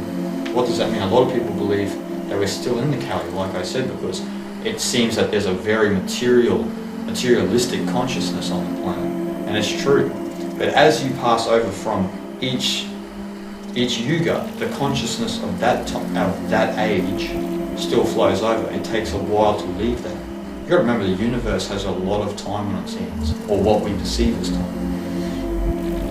Now, we're in an age of energy, and we see it everywhere. We just have to look at everything on our planet that's happening at the moment. There's a resource battle on this planet, and there's people trying to fool us that there is no access to free energy on this planet. Now, what happens in each age of energy is we always rediscover the finer forms of energy within the planet. So we rediscover finer forms of energy, free energy, where you see geothermal, free and clean I should say, geothermal energy, wind, tidal, solar. These are only just to name a few, there's only 4 of them there. But we are rediscovering these finer forms of energy, clean, free energy. Now obviously the manifestations of noise, this flies in the face of their ideology and their idea that we need oil, etc. to have a prosperous world. And we don't need oil, we don't need any of that.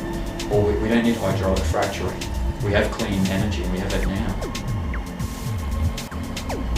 But the amazing thing is, we're not only finding the finer forms of electricities within the earth, but we're finding them within the human instrument.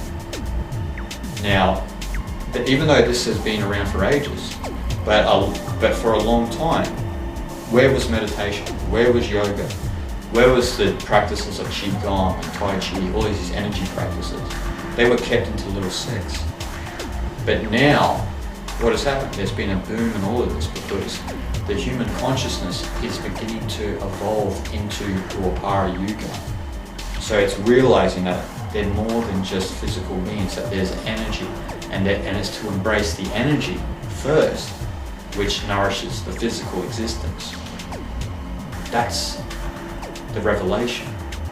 Now, the amazing thing is, Swami Sri Yukteswar in the 1800s, such a very in-tune individual, he said to many people in the West and all of his disciples, that he said, mark my words, even though the West do not understand that energy, that matter is nothing but condensed energy, and that everything is made up of atoms, there'll be two individuals within the Western scientific paradigm in the 1900s who will discover this. And then on cue came Einstein and Max Planck. On cue. Now, how did he know that? Where did he live as an individual? Pretty amazing if you ask me, but he understood that as you discover more of the finer electricities within the external, that's as you're actually discovering more and more about yourself. You're discovering more and more about the finer electricities within your own being. And that's why we come to this, the within and the without. Because the discovery within the Dwapara Yuga, the major revelation in Dwapara Yuga age, is discovering that everything is a reflection of what's happening in your own inner nature. Now, I'm not just being coy here, I'm saying that everything is a mirror of what's happening in your own inner nature, down to the minute level. Everything. No matter the situation, no matter how hard done by you feel by your certain situation or your blight through life, it's there for a reason. It's still reflecting something about yourself. And this is what's happened in Dwapara Yuga. The discovery of what is within is without.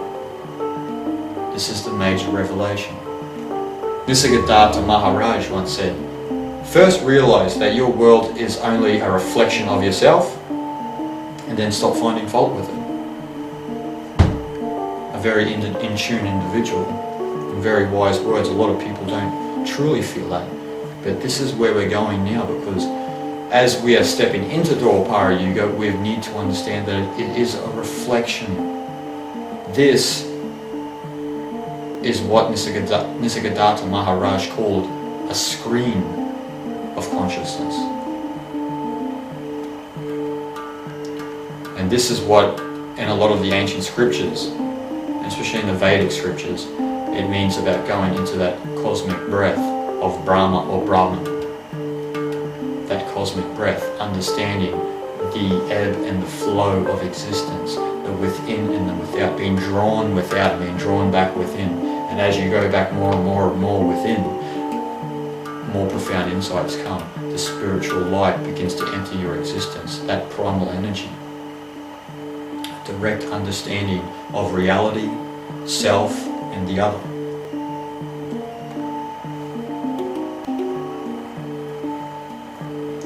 We come to chapter 6, Reality Unplugged. Knowing energy signatures within the stream of Pranava. Pranava is a Sanskrit word for the holy stream. Not the holy stream as in physical, the stream of sound, going back into that sacred sound, Om. Lao Tzu. If you want to awaken all of humanity, then awaken all of yourself. If you want to eliminate the suffering in the world, then eliminate all that is dark and negative in yourself. Truly, the greatest gift you have to give is that of your own self-transformation. That's the greatest gift. So we come back to the reflection, the evolution that we are about to go upon. We have fully stepped into the Dwapara Yuga, the age of energy. And the next step in evolution is one that a lot of people are not predicting, because they predict evolution externally. But when you understand that the only thing that evolves in this world is the self. So as the self continues to evolve, its comprehension of reality and the human being become greater and greater. And that's why the next evolution that we're going to go upon is the evolution of perception.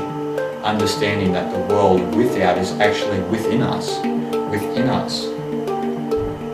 A great Zen monk once said to Alan Watts asked him, he said, I want to see within my mind. And the master said, keep your eyes open.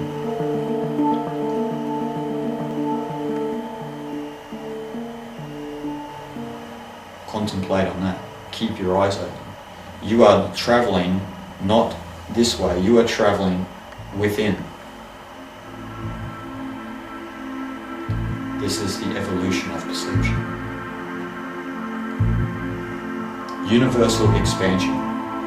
As our awareness expands through the ages of consciousness, we are presented with a dilemma on how to perceive the world. Maya has taught human life that the external world is something to overpower because of the illusion that it exists outside of our body. Thus, human beings believe they only exist within their skin. So we view the world and others as separate and attempt to conquer anything which is perceived through the illusory eyes of Maya. This false perception of reality is slowly disappearing for those who are in the flow of the holy stream of Om. As we ascend in the Yugas and our consciousness begins to expand, the greatest revelation presented to the individual is that the world we see cannot exist from the world within each and every one of us. So the true journey to travel is not one without, but instead it is within to the sacred sound that all emanate from. When one lets go of Maya, they are naturally guided to their original place within the universe through energetic signatures in the external world. These signatures manifest through numbers, symbols, and relationships, to name a few. Universal expansion is the ability to read your environment and begin to understand the process that is going on within your consciousness. Remember, consciousness is only expanding. Even though the ego will see it as not, it is always only expanding, no matter the situation. Now, energetic signatures are the direct signposts of you traveling within your consciousness. So everything is energy, and that energy is usually reflected from within to without. So, once again, we need to dispel a few illusions. Is there ever coincidence? Or is there only synchronicity? Nothing in this life is a coincidence. Everything is a synchronicity. From you waking up in the morning to you going to bed at night is nothing but a synchronistic process. Something that you need to go through. Nothing is coincidence. And when you start to truly intuitively see that your life is in the sync of synchronicity, then you will start to realize the energetic signatures within reality and acknowledge them. So how to know the stream? How do you know you're moving into one? Like I said, conscious energy signatures. These are the three main conscious energy signatures that are reflected into the reality we see. Symbols, numerology, and relationships. First, we'll look at symbols. Symbols is a beautiful one because they work on all levels, from subliminal to conscious attention. What do all of these symbols truly represent when we see them? Seriously, if we are going to really and honestly look where the world exists, what do these symbols reflect within our inner nature? They reflect the demons within our mind. They reflect the ignorance within us that we have given away to others to take care of. These are a reflection of our inner darkness, and we are seeing them without. And as we see them without, with erroneous eyes, we seek to destroy them instead of like what you are supposed to do within your own psyche, is embrace that darker side of yourself. Because once you do that, you start to step into that darkness, you start to step into that unconscious, which brings more light to the psychological state of the being. This is the reflection of your own inner demons. What about these symbols? You see the sacred geometrical platonic solids there. You see Buddha sitting within the Mandragora set. You see the DNA strand. You see our friends and their UFO craft, what that symbolizes, and our neighbours on other dimensions who are delivering a language to us which we do not truly understand.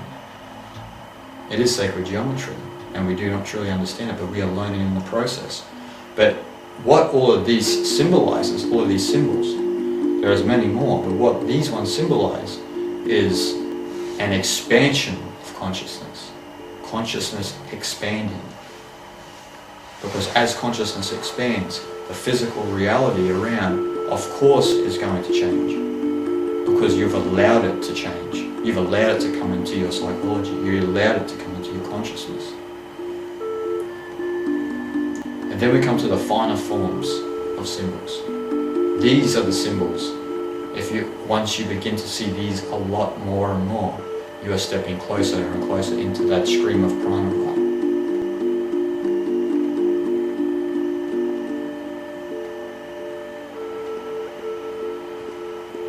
They actually all symbolize what we've been talking about today.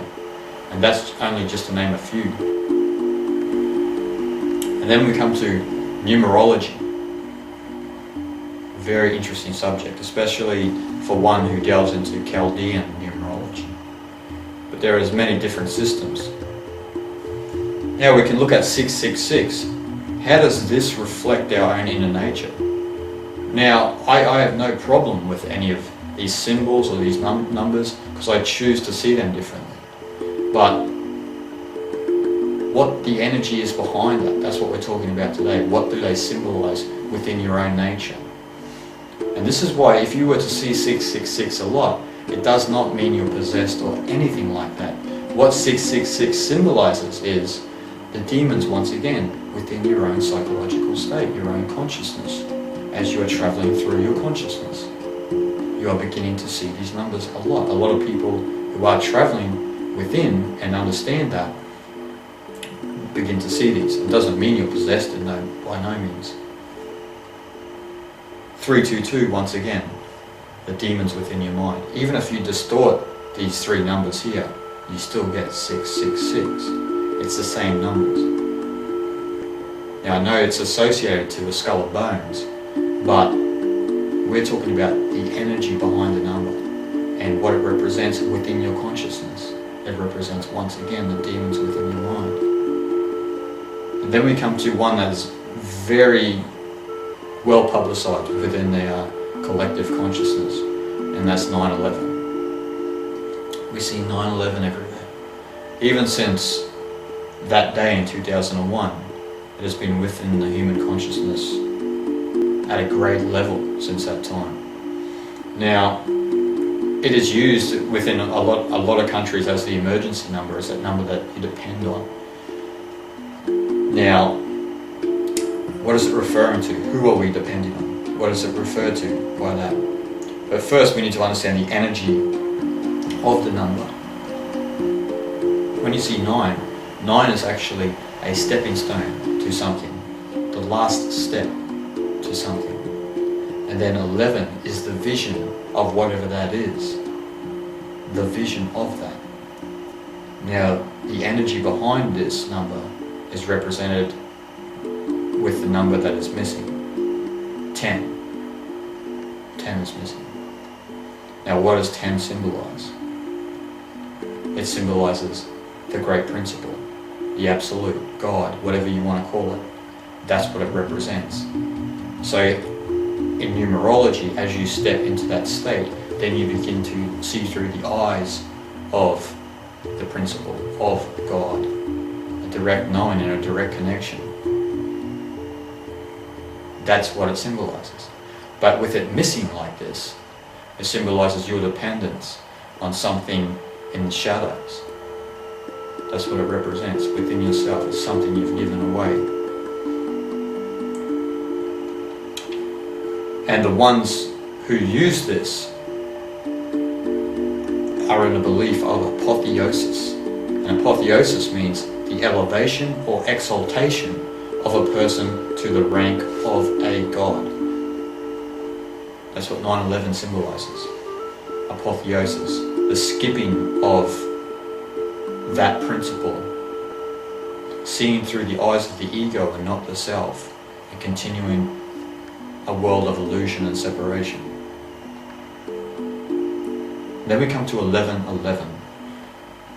I bet a number of you people out there constantly see this number. When you go to see the time, it's always 11:11. Same as 9/11. When you see the time, it's always 9/11.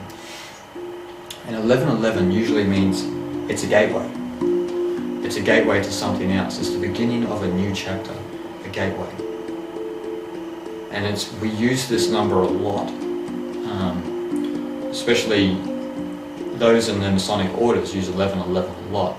But once again, it just represents a new transition, a new change, something that's beginning to change, and an opening into something, a gateway. A gateway into what?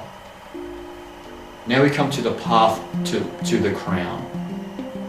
Now the path to the crown, I'm not talking about the path to become the Queen or the Pope or Rothschild or Rockefeller. I'm talking about the path to the crown chakra. Now we come to 33. Now, when one comes closer and closer in that stream of pranava, you speak to a lot of people. Do you see this number a lot? 33. And I guarantee you they do. Now this doesn't just mean Christ, Jesus Christ. It doesn't just mean the 33rd degree of Scottish Rite Freemasonry. It doesn't just mean the 33rd degree. There's a reason why they use that. There's an occult understanding. And the reason why 33 is key is because that primal energy, that kundalini, needs to go through 33 vertebrae of the spine unto the crown where light is born. That's the secret of 33. This is where you see you are traveling through your consciousness. This is a pure reflection. When you see 33 a lot, it is symbolizing that you are beginning, or you are well on the journey, traveling through your consciousness unto the crown where light is born. And once attained that state, you cease to be a light receiver and begin to be a light giver. Then we come to 7, another influential number, which we've spoken about a lot. What is the essence of 7, and why do we keep seeing that a lot? We know we see 7 a lot we've already spoken about it. We see 7, there's the 7 notes of creation and the 7 colors of creation. Is the essence of 7 really the 7 Hermetic principles, the universal laws? Yeah, that's why 7's used, but you see 7 everywhere. The 7 energy chakras, the 7 chakras of the planet. Then you see the 7 natures of man: physical body, etheric or vital body, astral body, ego, spirit self, life spirit, spirit man. 7-11. Now most people on this planet are probably seeing this in the wrong context at the moment, because something's changing. We're seeing 7-11 manipulated in a way from these secret societal orders to deliver you with toxic foods and to keep you wielded to oil and fuel consumption. But 7-11, when you begin to see this number a lot, there's a massive occult secret about this number. 7, what does it represent? Energy. So it's already spoken about. And what does 11 represent? The vision. The vision of what? An energetic vision of something. 77. The secret behind 711 is 77, because 7 11s is 77. Now, this is one of, if not the highest number in a lot of the secret societal orders, 77, for this reason. Some say higher than 33, because 33 is actually just when you begin to see 33, it is only the representation of you are on that journey and you're almost there. But 77 is a representation of you are about to enter that sound, that color. And why 77 key? Is it because 7,700 AD? There may be some truth to that, because that's when the next Achar Yuga begins. But that's not totally true. The seven notes and the 7 colors of creation is why 77 is key. Because you are entering this space. They symbolize that first emanation, 7-7. That's what it symbolizes. 7-11 symbolizes that first emanation. Now we come into relationships, the conscious energy signals behind relationships. This is the average relationship we have. You know, honey, I love you, oh, I hate you, argument, and then you don't speak to each other for days. This is the average relationship, but we're not talking about that one today. We're talking about the signature of the self. In life, we attract exactly the right individual for our own evolution at any given time, such as the nature of divine magnetism. When one is beginning to be baptized in the energetic stream of Prana, they are naturally guided to their original source through their physical manifestations that are a reflection from within along the 33 vibratory waves through the 7 centers unto the crown where light is born. As one gets closer to the true destination, the representation of their own eternal self, Atman, is mirrored into the reality through a being giving off immense light, and the sound that emanates from this physical reflection of the self is nothing more than the sacred sound of creation. This one sits with this truth and guides you beyond the power of Maya.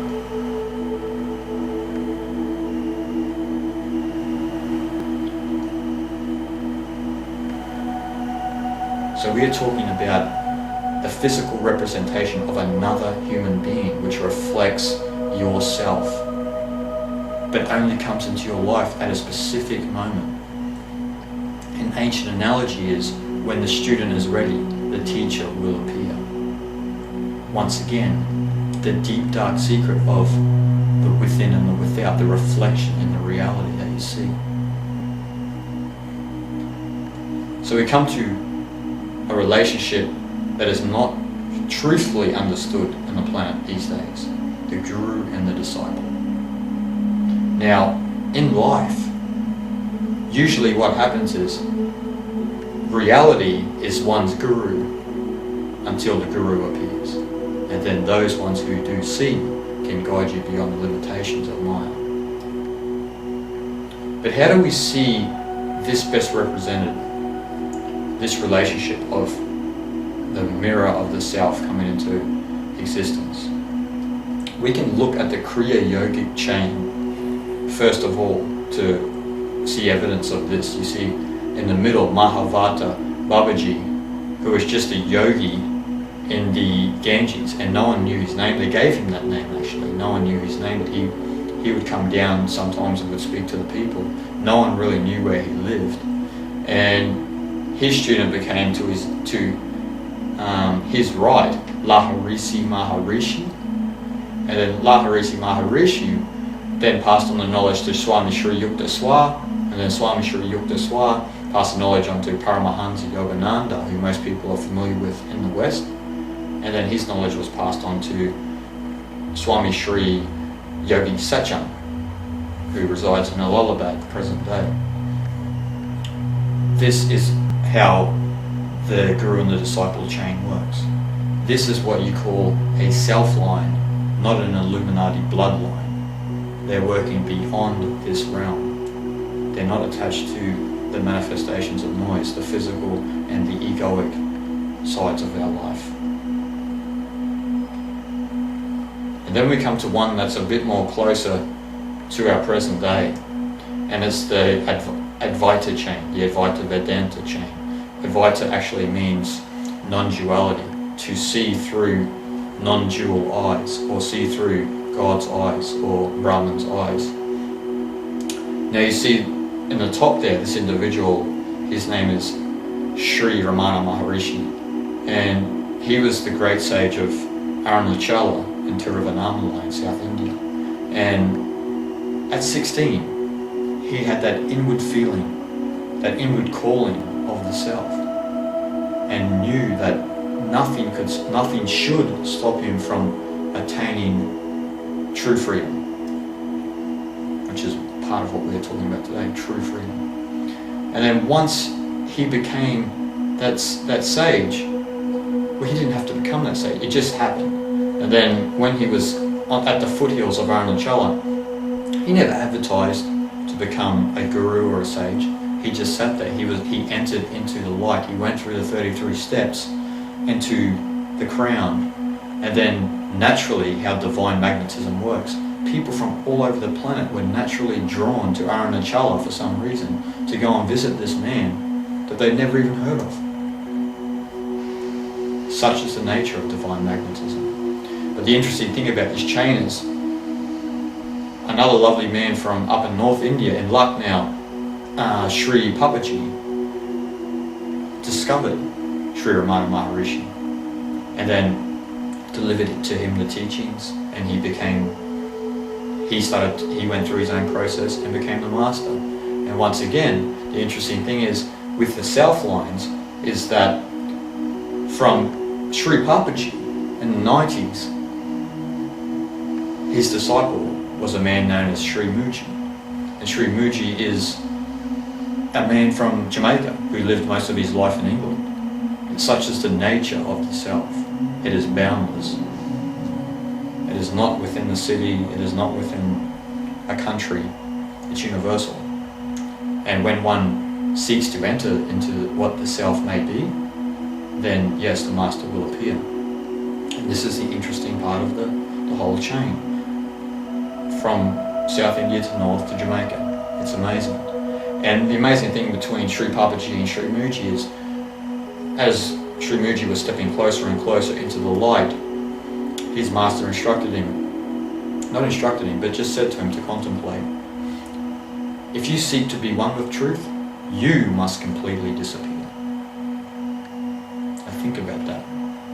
What does he mean? Does he mean physically or psychologically? And then after that contemplation, a lot of anger arose in Sri Muji and he left. But then realizing it just flowered within him that it was constant truth. And then once again, he fell at the feet of the master. And now we come to some of the more popular sages throughout time, where you have in the top right corner Krishna, top left corner Krishna, top right corner Rama, then Buddha, Christ, and this is just a representation of Prophet Muhammad. There's not really that many pictures of Muhammad out there, or they're always they're speculative, but just to symbolize who Prophet Muhammad was. And these are some of the reference beings or profound sages that we've had throughout time. And the amazing thing about the way energy sits with the relationships is the relationships we have with these individuals. Because no one can say that when they hear the word Jesus Christ, they don't either have a positive or a negative reaction to that. You never hear someone say Jesus Christ and the other person say oranges. Yeah, it doesn't happen. There is always a positive or a negative reaction to all of these reference beings. And there's many more that we could go into. But there is a distinct energy, an energetic signature that resides within the visual and within the word of these individuals. Now the amazing thing is, when you understand that, you see that within the words of these individuals, it can enhance or it can evolve or destroy a human being. Such is the nature of energy. And that's where we come to the tools of Satya Yuga. Now, we come to a word mantra. Mantra is actually a word made up of two Sanskrit words, manas meaning mind and tra meaning tool. Now, like I said with those reference beings, we can look at Krishna and Rama and we can see that one of the more popular chants of the modern day is the Hare Krishna chant. Now, it's not so much the importance of what the movement behind that is, it's the energy behind the words. Because when you see those mantras or those chants, or those when you hear people singing kirtans, there's a powerful energy behind it. And it's the words, it's in the words, it's in the vibration of the words, the conscious energy that resides in those words. And that's why if you were to chant Hare Krishna for a certain amount of time, you will see that you don't instantly, but as you go through that process, you get to a space and you actually begin to stop singing Hare Krishna. And the next minute, you're in a non-dual space.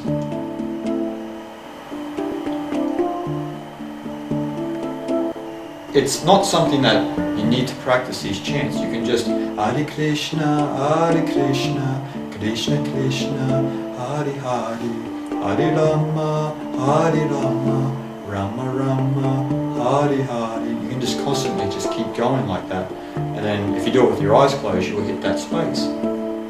Because there is an energy behind it. And these are actually tools of Satya Yuga. These are what were passed down to Treta and Dwapara to Kali. Because the understanding of when we step into Dwapara Yuga, that there is a point where we can either evolve or we can devolve. We can go further and further without, or we can go within to our true home. And so this is why yoga, meditation, mantras, chants have come back into the consciousness. Because we are changing frequency. We are almost changing from AM radio into FM. We're evolving. And this is what these tools are for. They're to evolve the consciousness. But when one begins to go into this process where they step into higher and higher states of consciousness, they can become righteous. They can become self-righteous, I should say, to others who aren't going through that same process. Instead of being humble, becoming self-righteous. William Walker Atkinson, who wrote under the name of his pseudonym of Yogi Rama Sharaka in this one, mentioned, men look around them and becoming conscious of the unreality of all that goes to make up mortal life, begin to ponder over the meaning of it all. They ask, whence come we? Whither go we? What is the object of our existence? They try to solve the riddle of life by countless theories. They discard the dogmas that are handed down to them, only to create fresh dogmas, equally unsatisfying. They travel around like a squirrel in a cage and exhaust themselves on the wheel, but they stop just where they began. They are like a caged bird that beats itself to death against the confining bars of its prison. They go around and around the circle of intellectual reasoning, only to find themselves travelling over and over the same ground and making no real progress. They try to explain things but succeed merely in giving things new names. They climb the mountain of knowledge, and when they reach the top, they look around them and see that they merely have reached the top of a small foothill, while far above them, towering higher and higher, rise range after range of real mountains, the highest peaks of which are hidden among the clouds.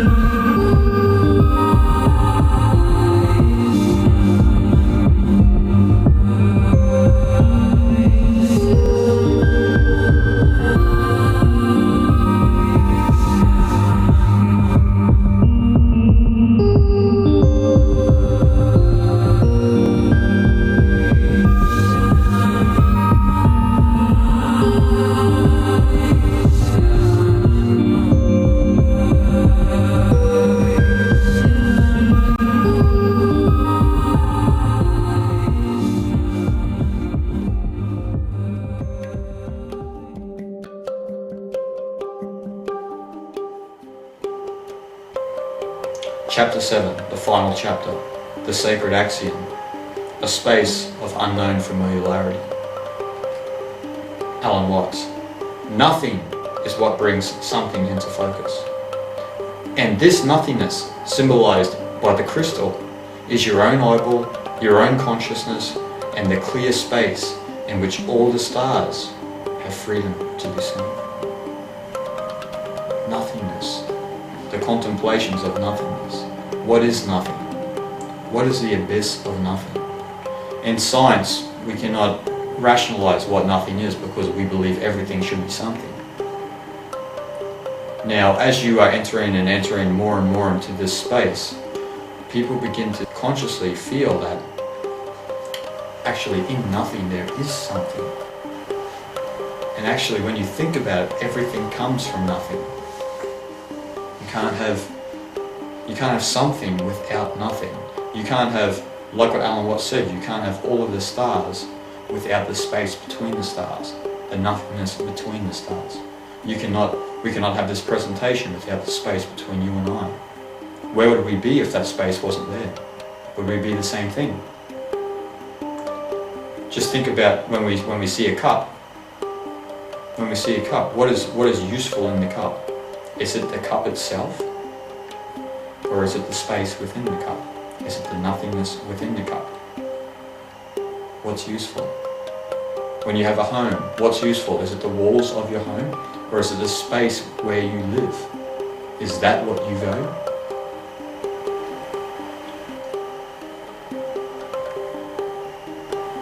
Lao Tzu once said, empty your mind so that Tao can make use of you. Empty yourself out. Empty, empty, empty, empty, until something else begins to develop within you. But as you begin to step into this realm of the unconscious, and you step more and more into the sacred sound, then you begin to feel that it is humility that is the greatest virtue. It is humility that begins to develop within the being. That's what begins to happen.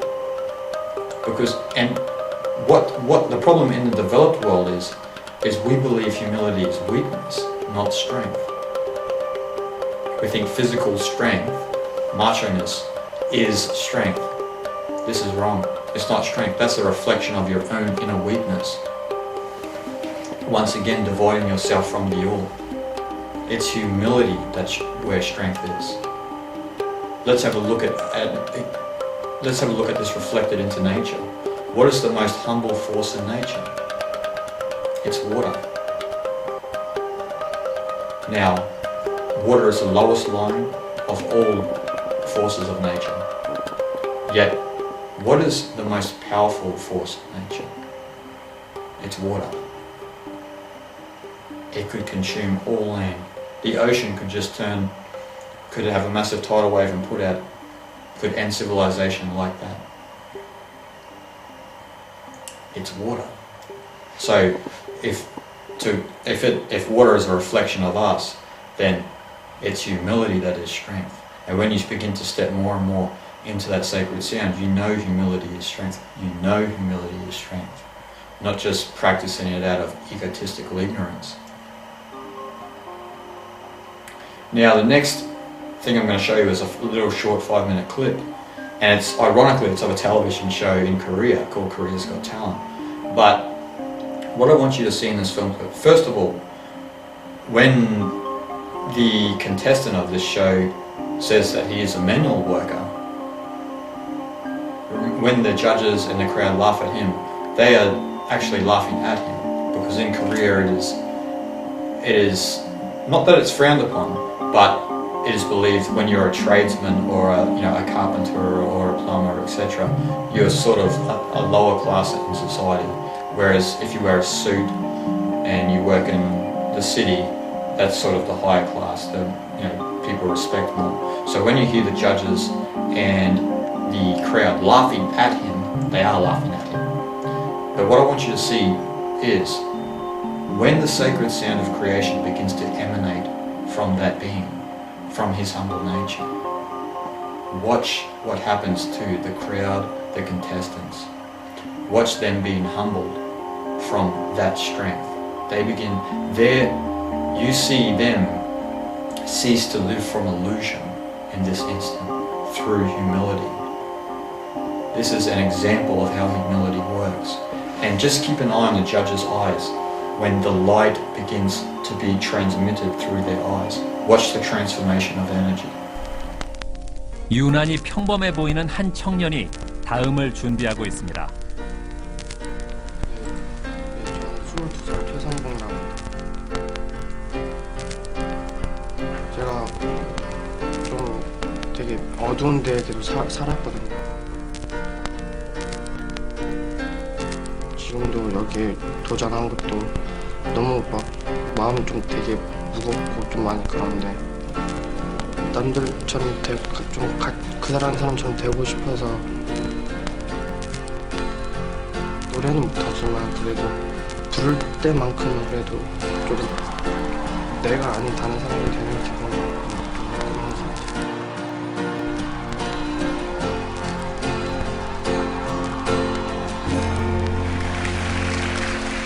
안녕하세요. 네, 안녕하세요. 22살 최선봉이라고 합니다. 풍기는 외모로 봐서는 지금 무슨 일을 하고 계신지 가늠을 할 수가 없어요. 네, 그냥 막노동하고 있습니다. 네. 아, 새벽에 네. 여기 지원서를 보니까 최성봉 씨 가족상에 아무도 기재가 되어 있질 않아요. 제가 3살 때 고아원에 이렇게 맡겨졌는데요. 5살 때 고아원에서 구타를 맞아가지고 도망쳐 나왔어요. 그러고서는 그럼 어떻게 사셨습니까? 고아원에서 나오셨으면?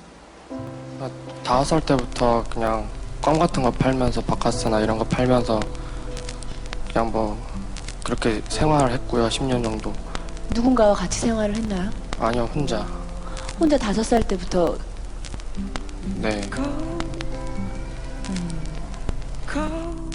거의 한 10년 동안 그렇게 살았어요. 자는 곳은 그냥 계단이나 이렇게 화장실, 공동 화장실이나 이런 데서 10년 동안 거기서 이렇게 뭐 하루살이처럼. 공부는 하셨나요? 학교는 다니셨나요? 아니요, 저 초등학교, 중학교 검정고시 받고요. 학교는 고등학교를 학교를 한 곳을 처음 가봤어요. 대단하시네요. 대단하십니다. 네.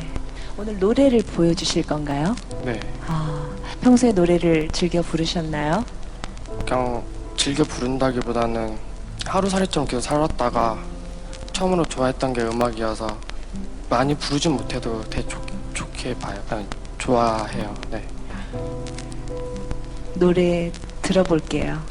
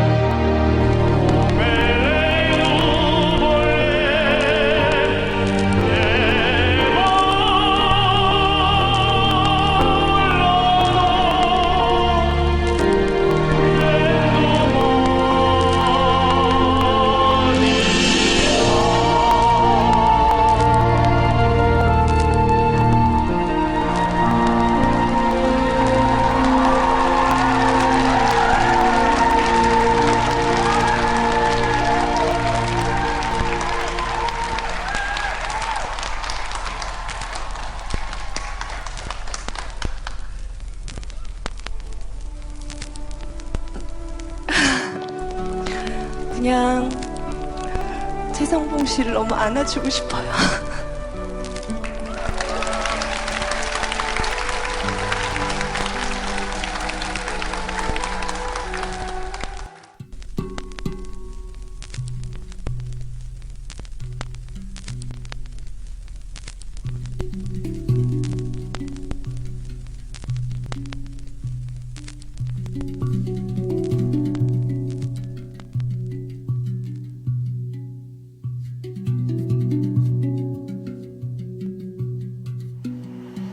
Entering the sound of Om. Guided by energetic signatures, one comes to the gate of the sacred sound of creation.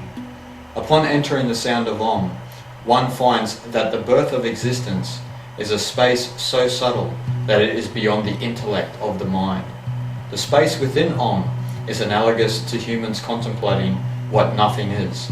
It cannot, yet it can be experienced. So those who step into the sound of Om know that it is space that manifests all life. Reality does not exist without space. So consciousness in its purest form is empty like space with the ability to sink in the stream of Prana. Having moved away from the illusion of Maya, one can see that the finer forms of vibration are the natural order of Maya's chaos. Om then, in its origin, is silent like space. And from this place, it brings the crystallized pattern of the universe into being. Thus, when one sits in this space, the sound of their intention becomes the manifest world around us. The evolution of perception brings us home to the sacred sound of creation, where we will crystallize the nature of reality into its original order of space, which manifests as peace within the reality we experience.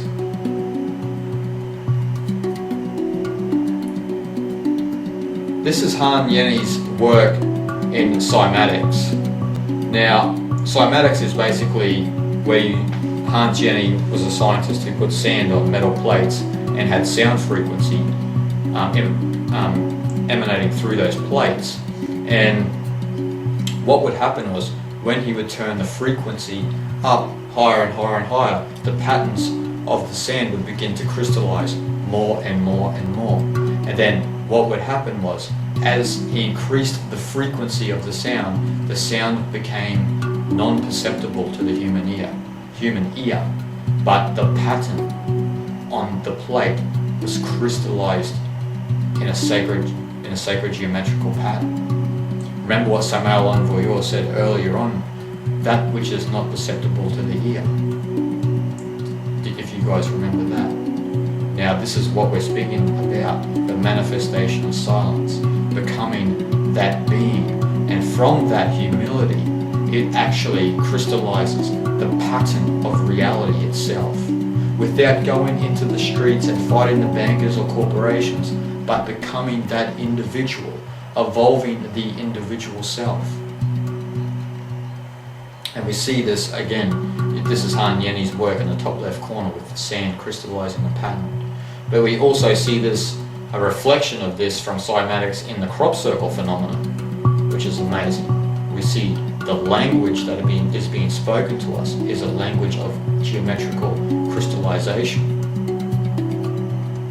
And then we have Dr. Emoto's chi water, where you see from near the water, when one is to meditate or one is to pray or bless the water, it becomes crystal in nature.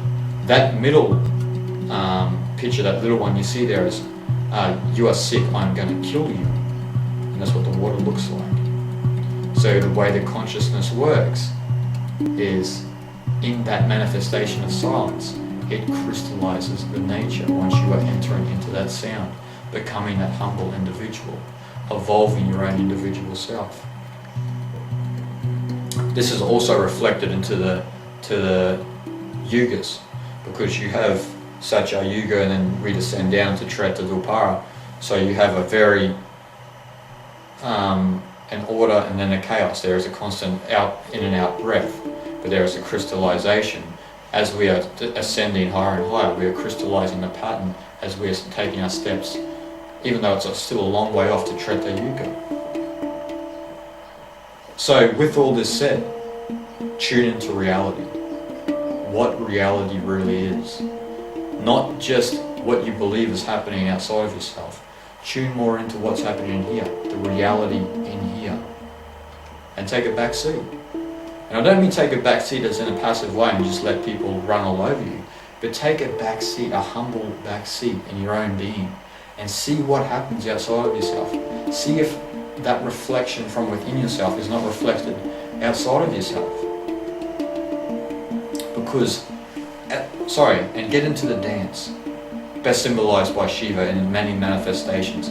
Get into the process of life. Like I said at the start, the journey is the destination. You can't have a great piece of literature, a great piece of music, without there being an amazing process to have that piece.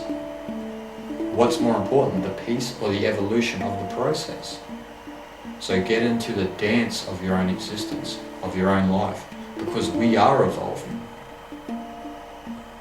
Whether you like it or not, we are evolving, and it's the evolution of perception that is upon us. It is the individual who is beginning to intuitively feel that the world is within them rather than without. It is a direct reflection, it is a mirror. In fact, they're actually, when you dissolve into that state, there ceases to be a without and a within. It just all is. Now these three beings throughout time are only three, but they almost best define what we are speaking about. You have in the top left corner Lao Tzu from China, bottom right corner Buddha or Gautama Buddha, and then you have in the modern day Sri Ramana Maharishi, who actually passed over in 1947. But they emanated that light, they entered into that space, they became the universe, like what we were saying before.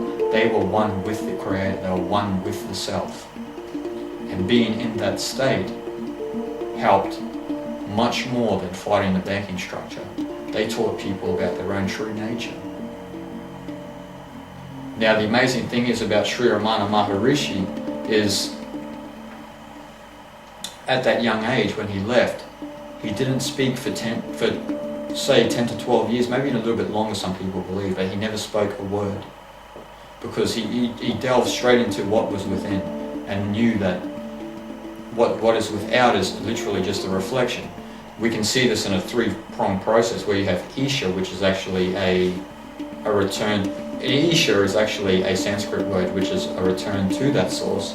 Kriya, which I mentioned before with the Kriya yogic systems, means a return, an inward action back to that Isha, back to that source. And karma is actually not just cause and effect. Karma is actually an outward action away from that source. So Sri Ramana Maharishi knew what Kriya was, to turn back within, back to Isha, back to that source, the connection between Atman and Brahman. But the amazing thing is, he never spoke for 10, 12, 13 years, no one can be sure. And after 10 years' time, 10 years had passed since he'd seen any of his family, and his mother finally found him after 10 years.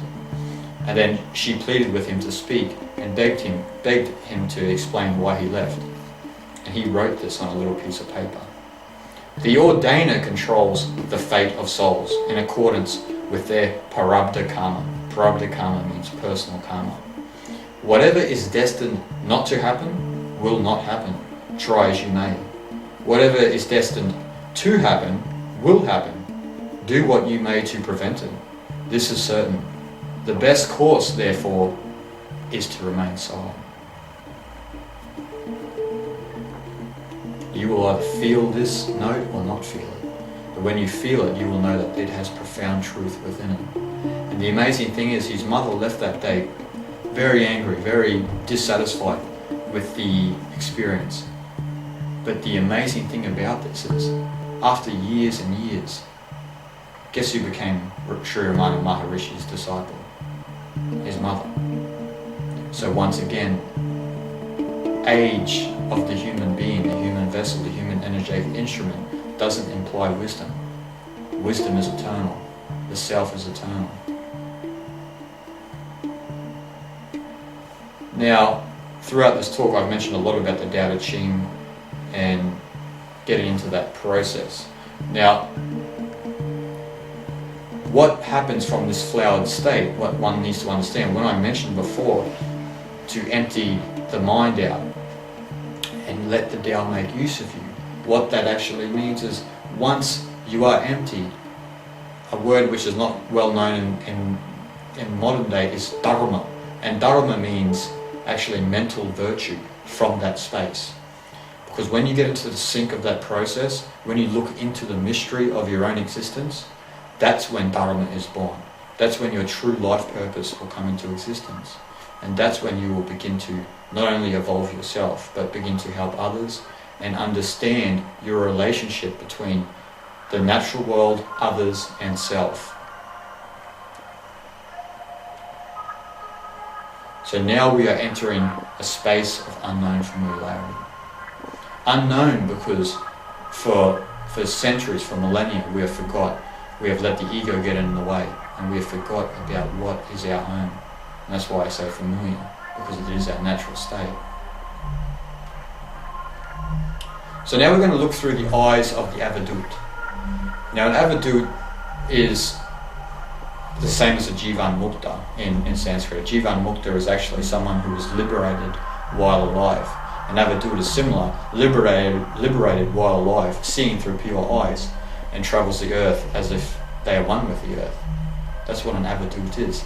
Now, what I'm going to read to you is 4 verses from what is known as the Song of the Avadut, or the Avadutta Gita.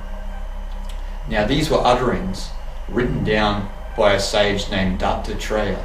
No one knows if Dattatreya was male or female when they existed, but these are utterings from that pure state, from sitting within that sacred sound and the 7 emanations of light, living within that spiritual sound and light. What I want you guys to do here is just close your eyes while I read these 4 verses and try and feel with all of your being what is being said, and see what happens if there's a transformation of energy within your being. When you hear me say Om, then you can open your eyes. I'm beyond non-existence and beyond existence. These don't pertain to me. I'm beyond both union and separation. These don't pertain to me. I'm beyond both unconsciousness and consciousness. These don't pertain to me. I'm nectarian knowledge, unchanging bliss. I'm everywhere, like space. The clinging vine of worldly existence cannot affect me at all. Contentment and pleasures, however many, cannot affect me at all. The bondage of ignorance, this world of appearance, cannot affect me at all. I'm nectarian knowledge, unchanging bliss. I'm everywhere, like space. I'm beyond both division and non-division. I'm the absolute reality. Within, without, how could I be? I'm the absolute reality. I was never created. I'm not an object with substance. I'm nectarian knowledge, unchanging bliss. I'm everywhere, like space. I'm not the knower, nor something to be known, nor am I the cause of knowledge. I am beyond the realm of speech, the mind, and the intellect. How could the ultimate reality ever be described by words? I am nectarian knowledge, unchanging bliss. I am everywhere, like space. Om. Now live from this space.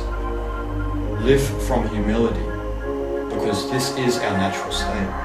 Within this space, this is where evolution will begin. Through the evolution of yourself, and then through the evolution of yourself will be the evolution of the reality that you and I love so much. Thank you everyone for watching this today. Om Namaste.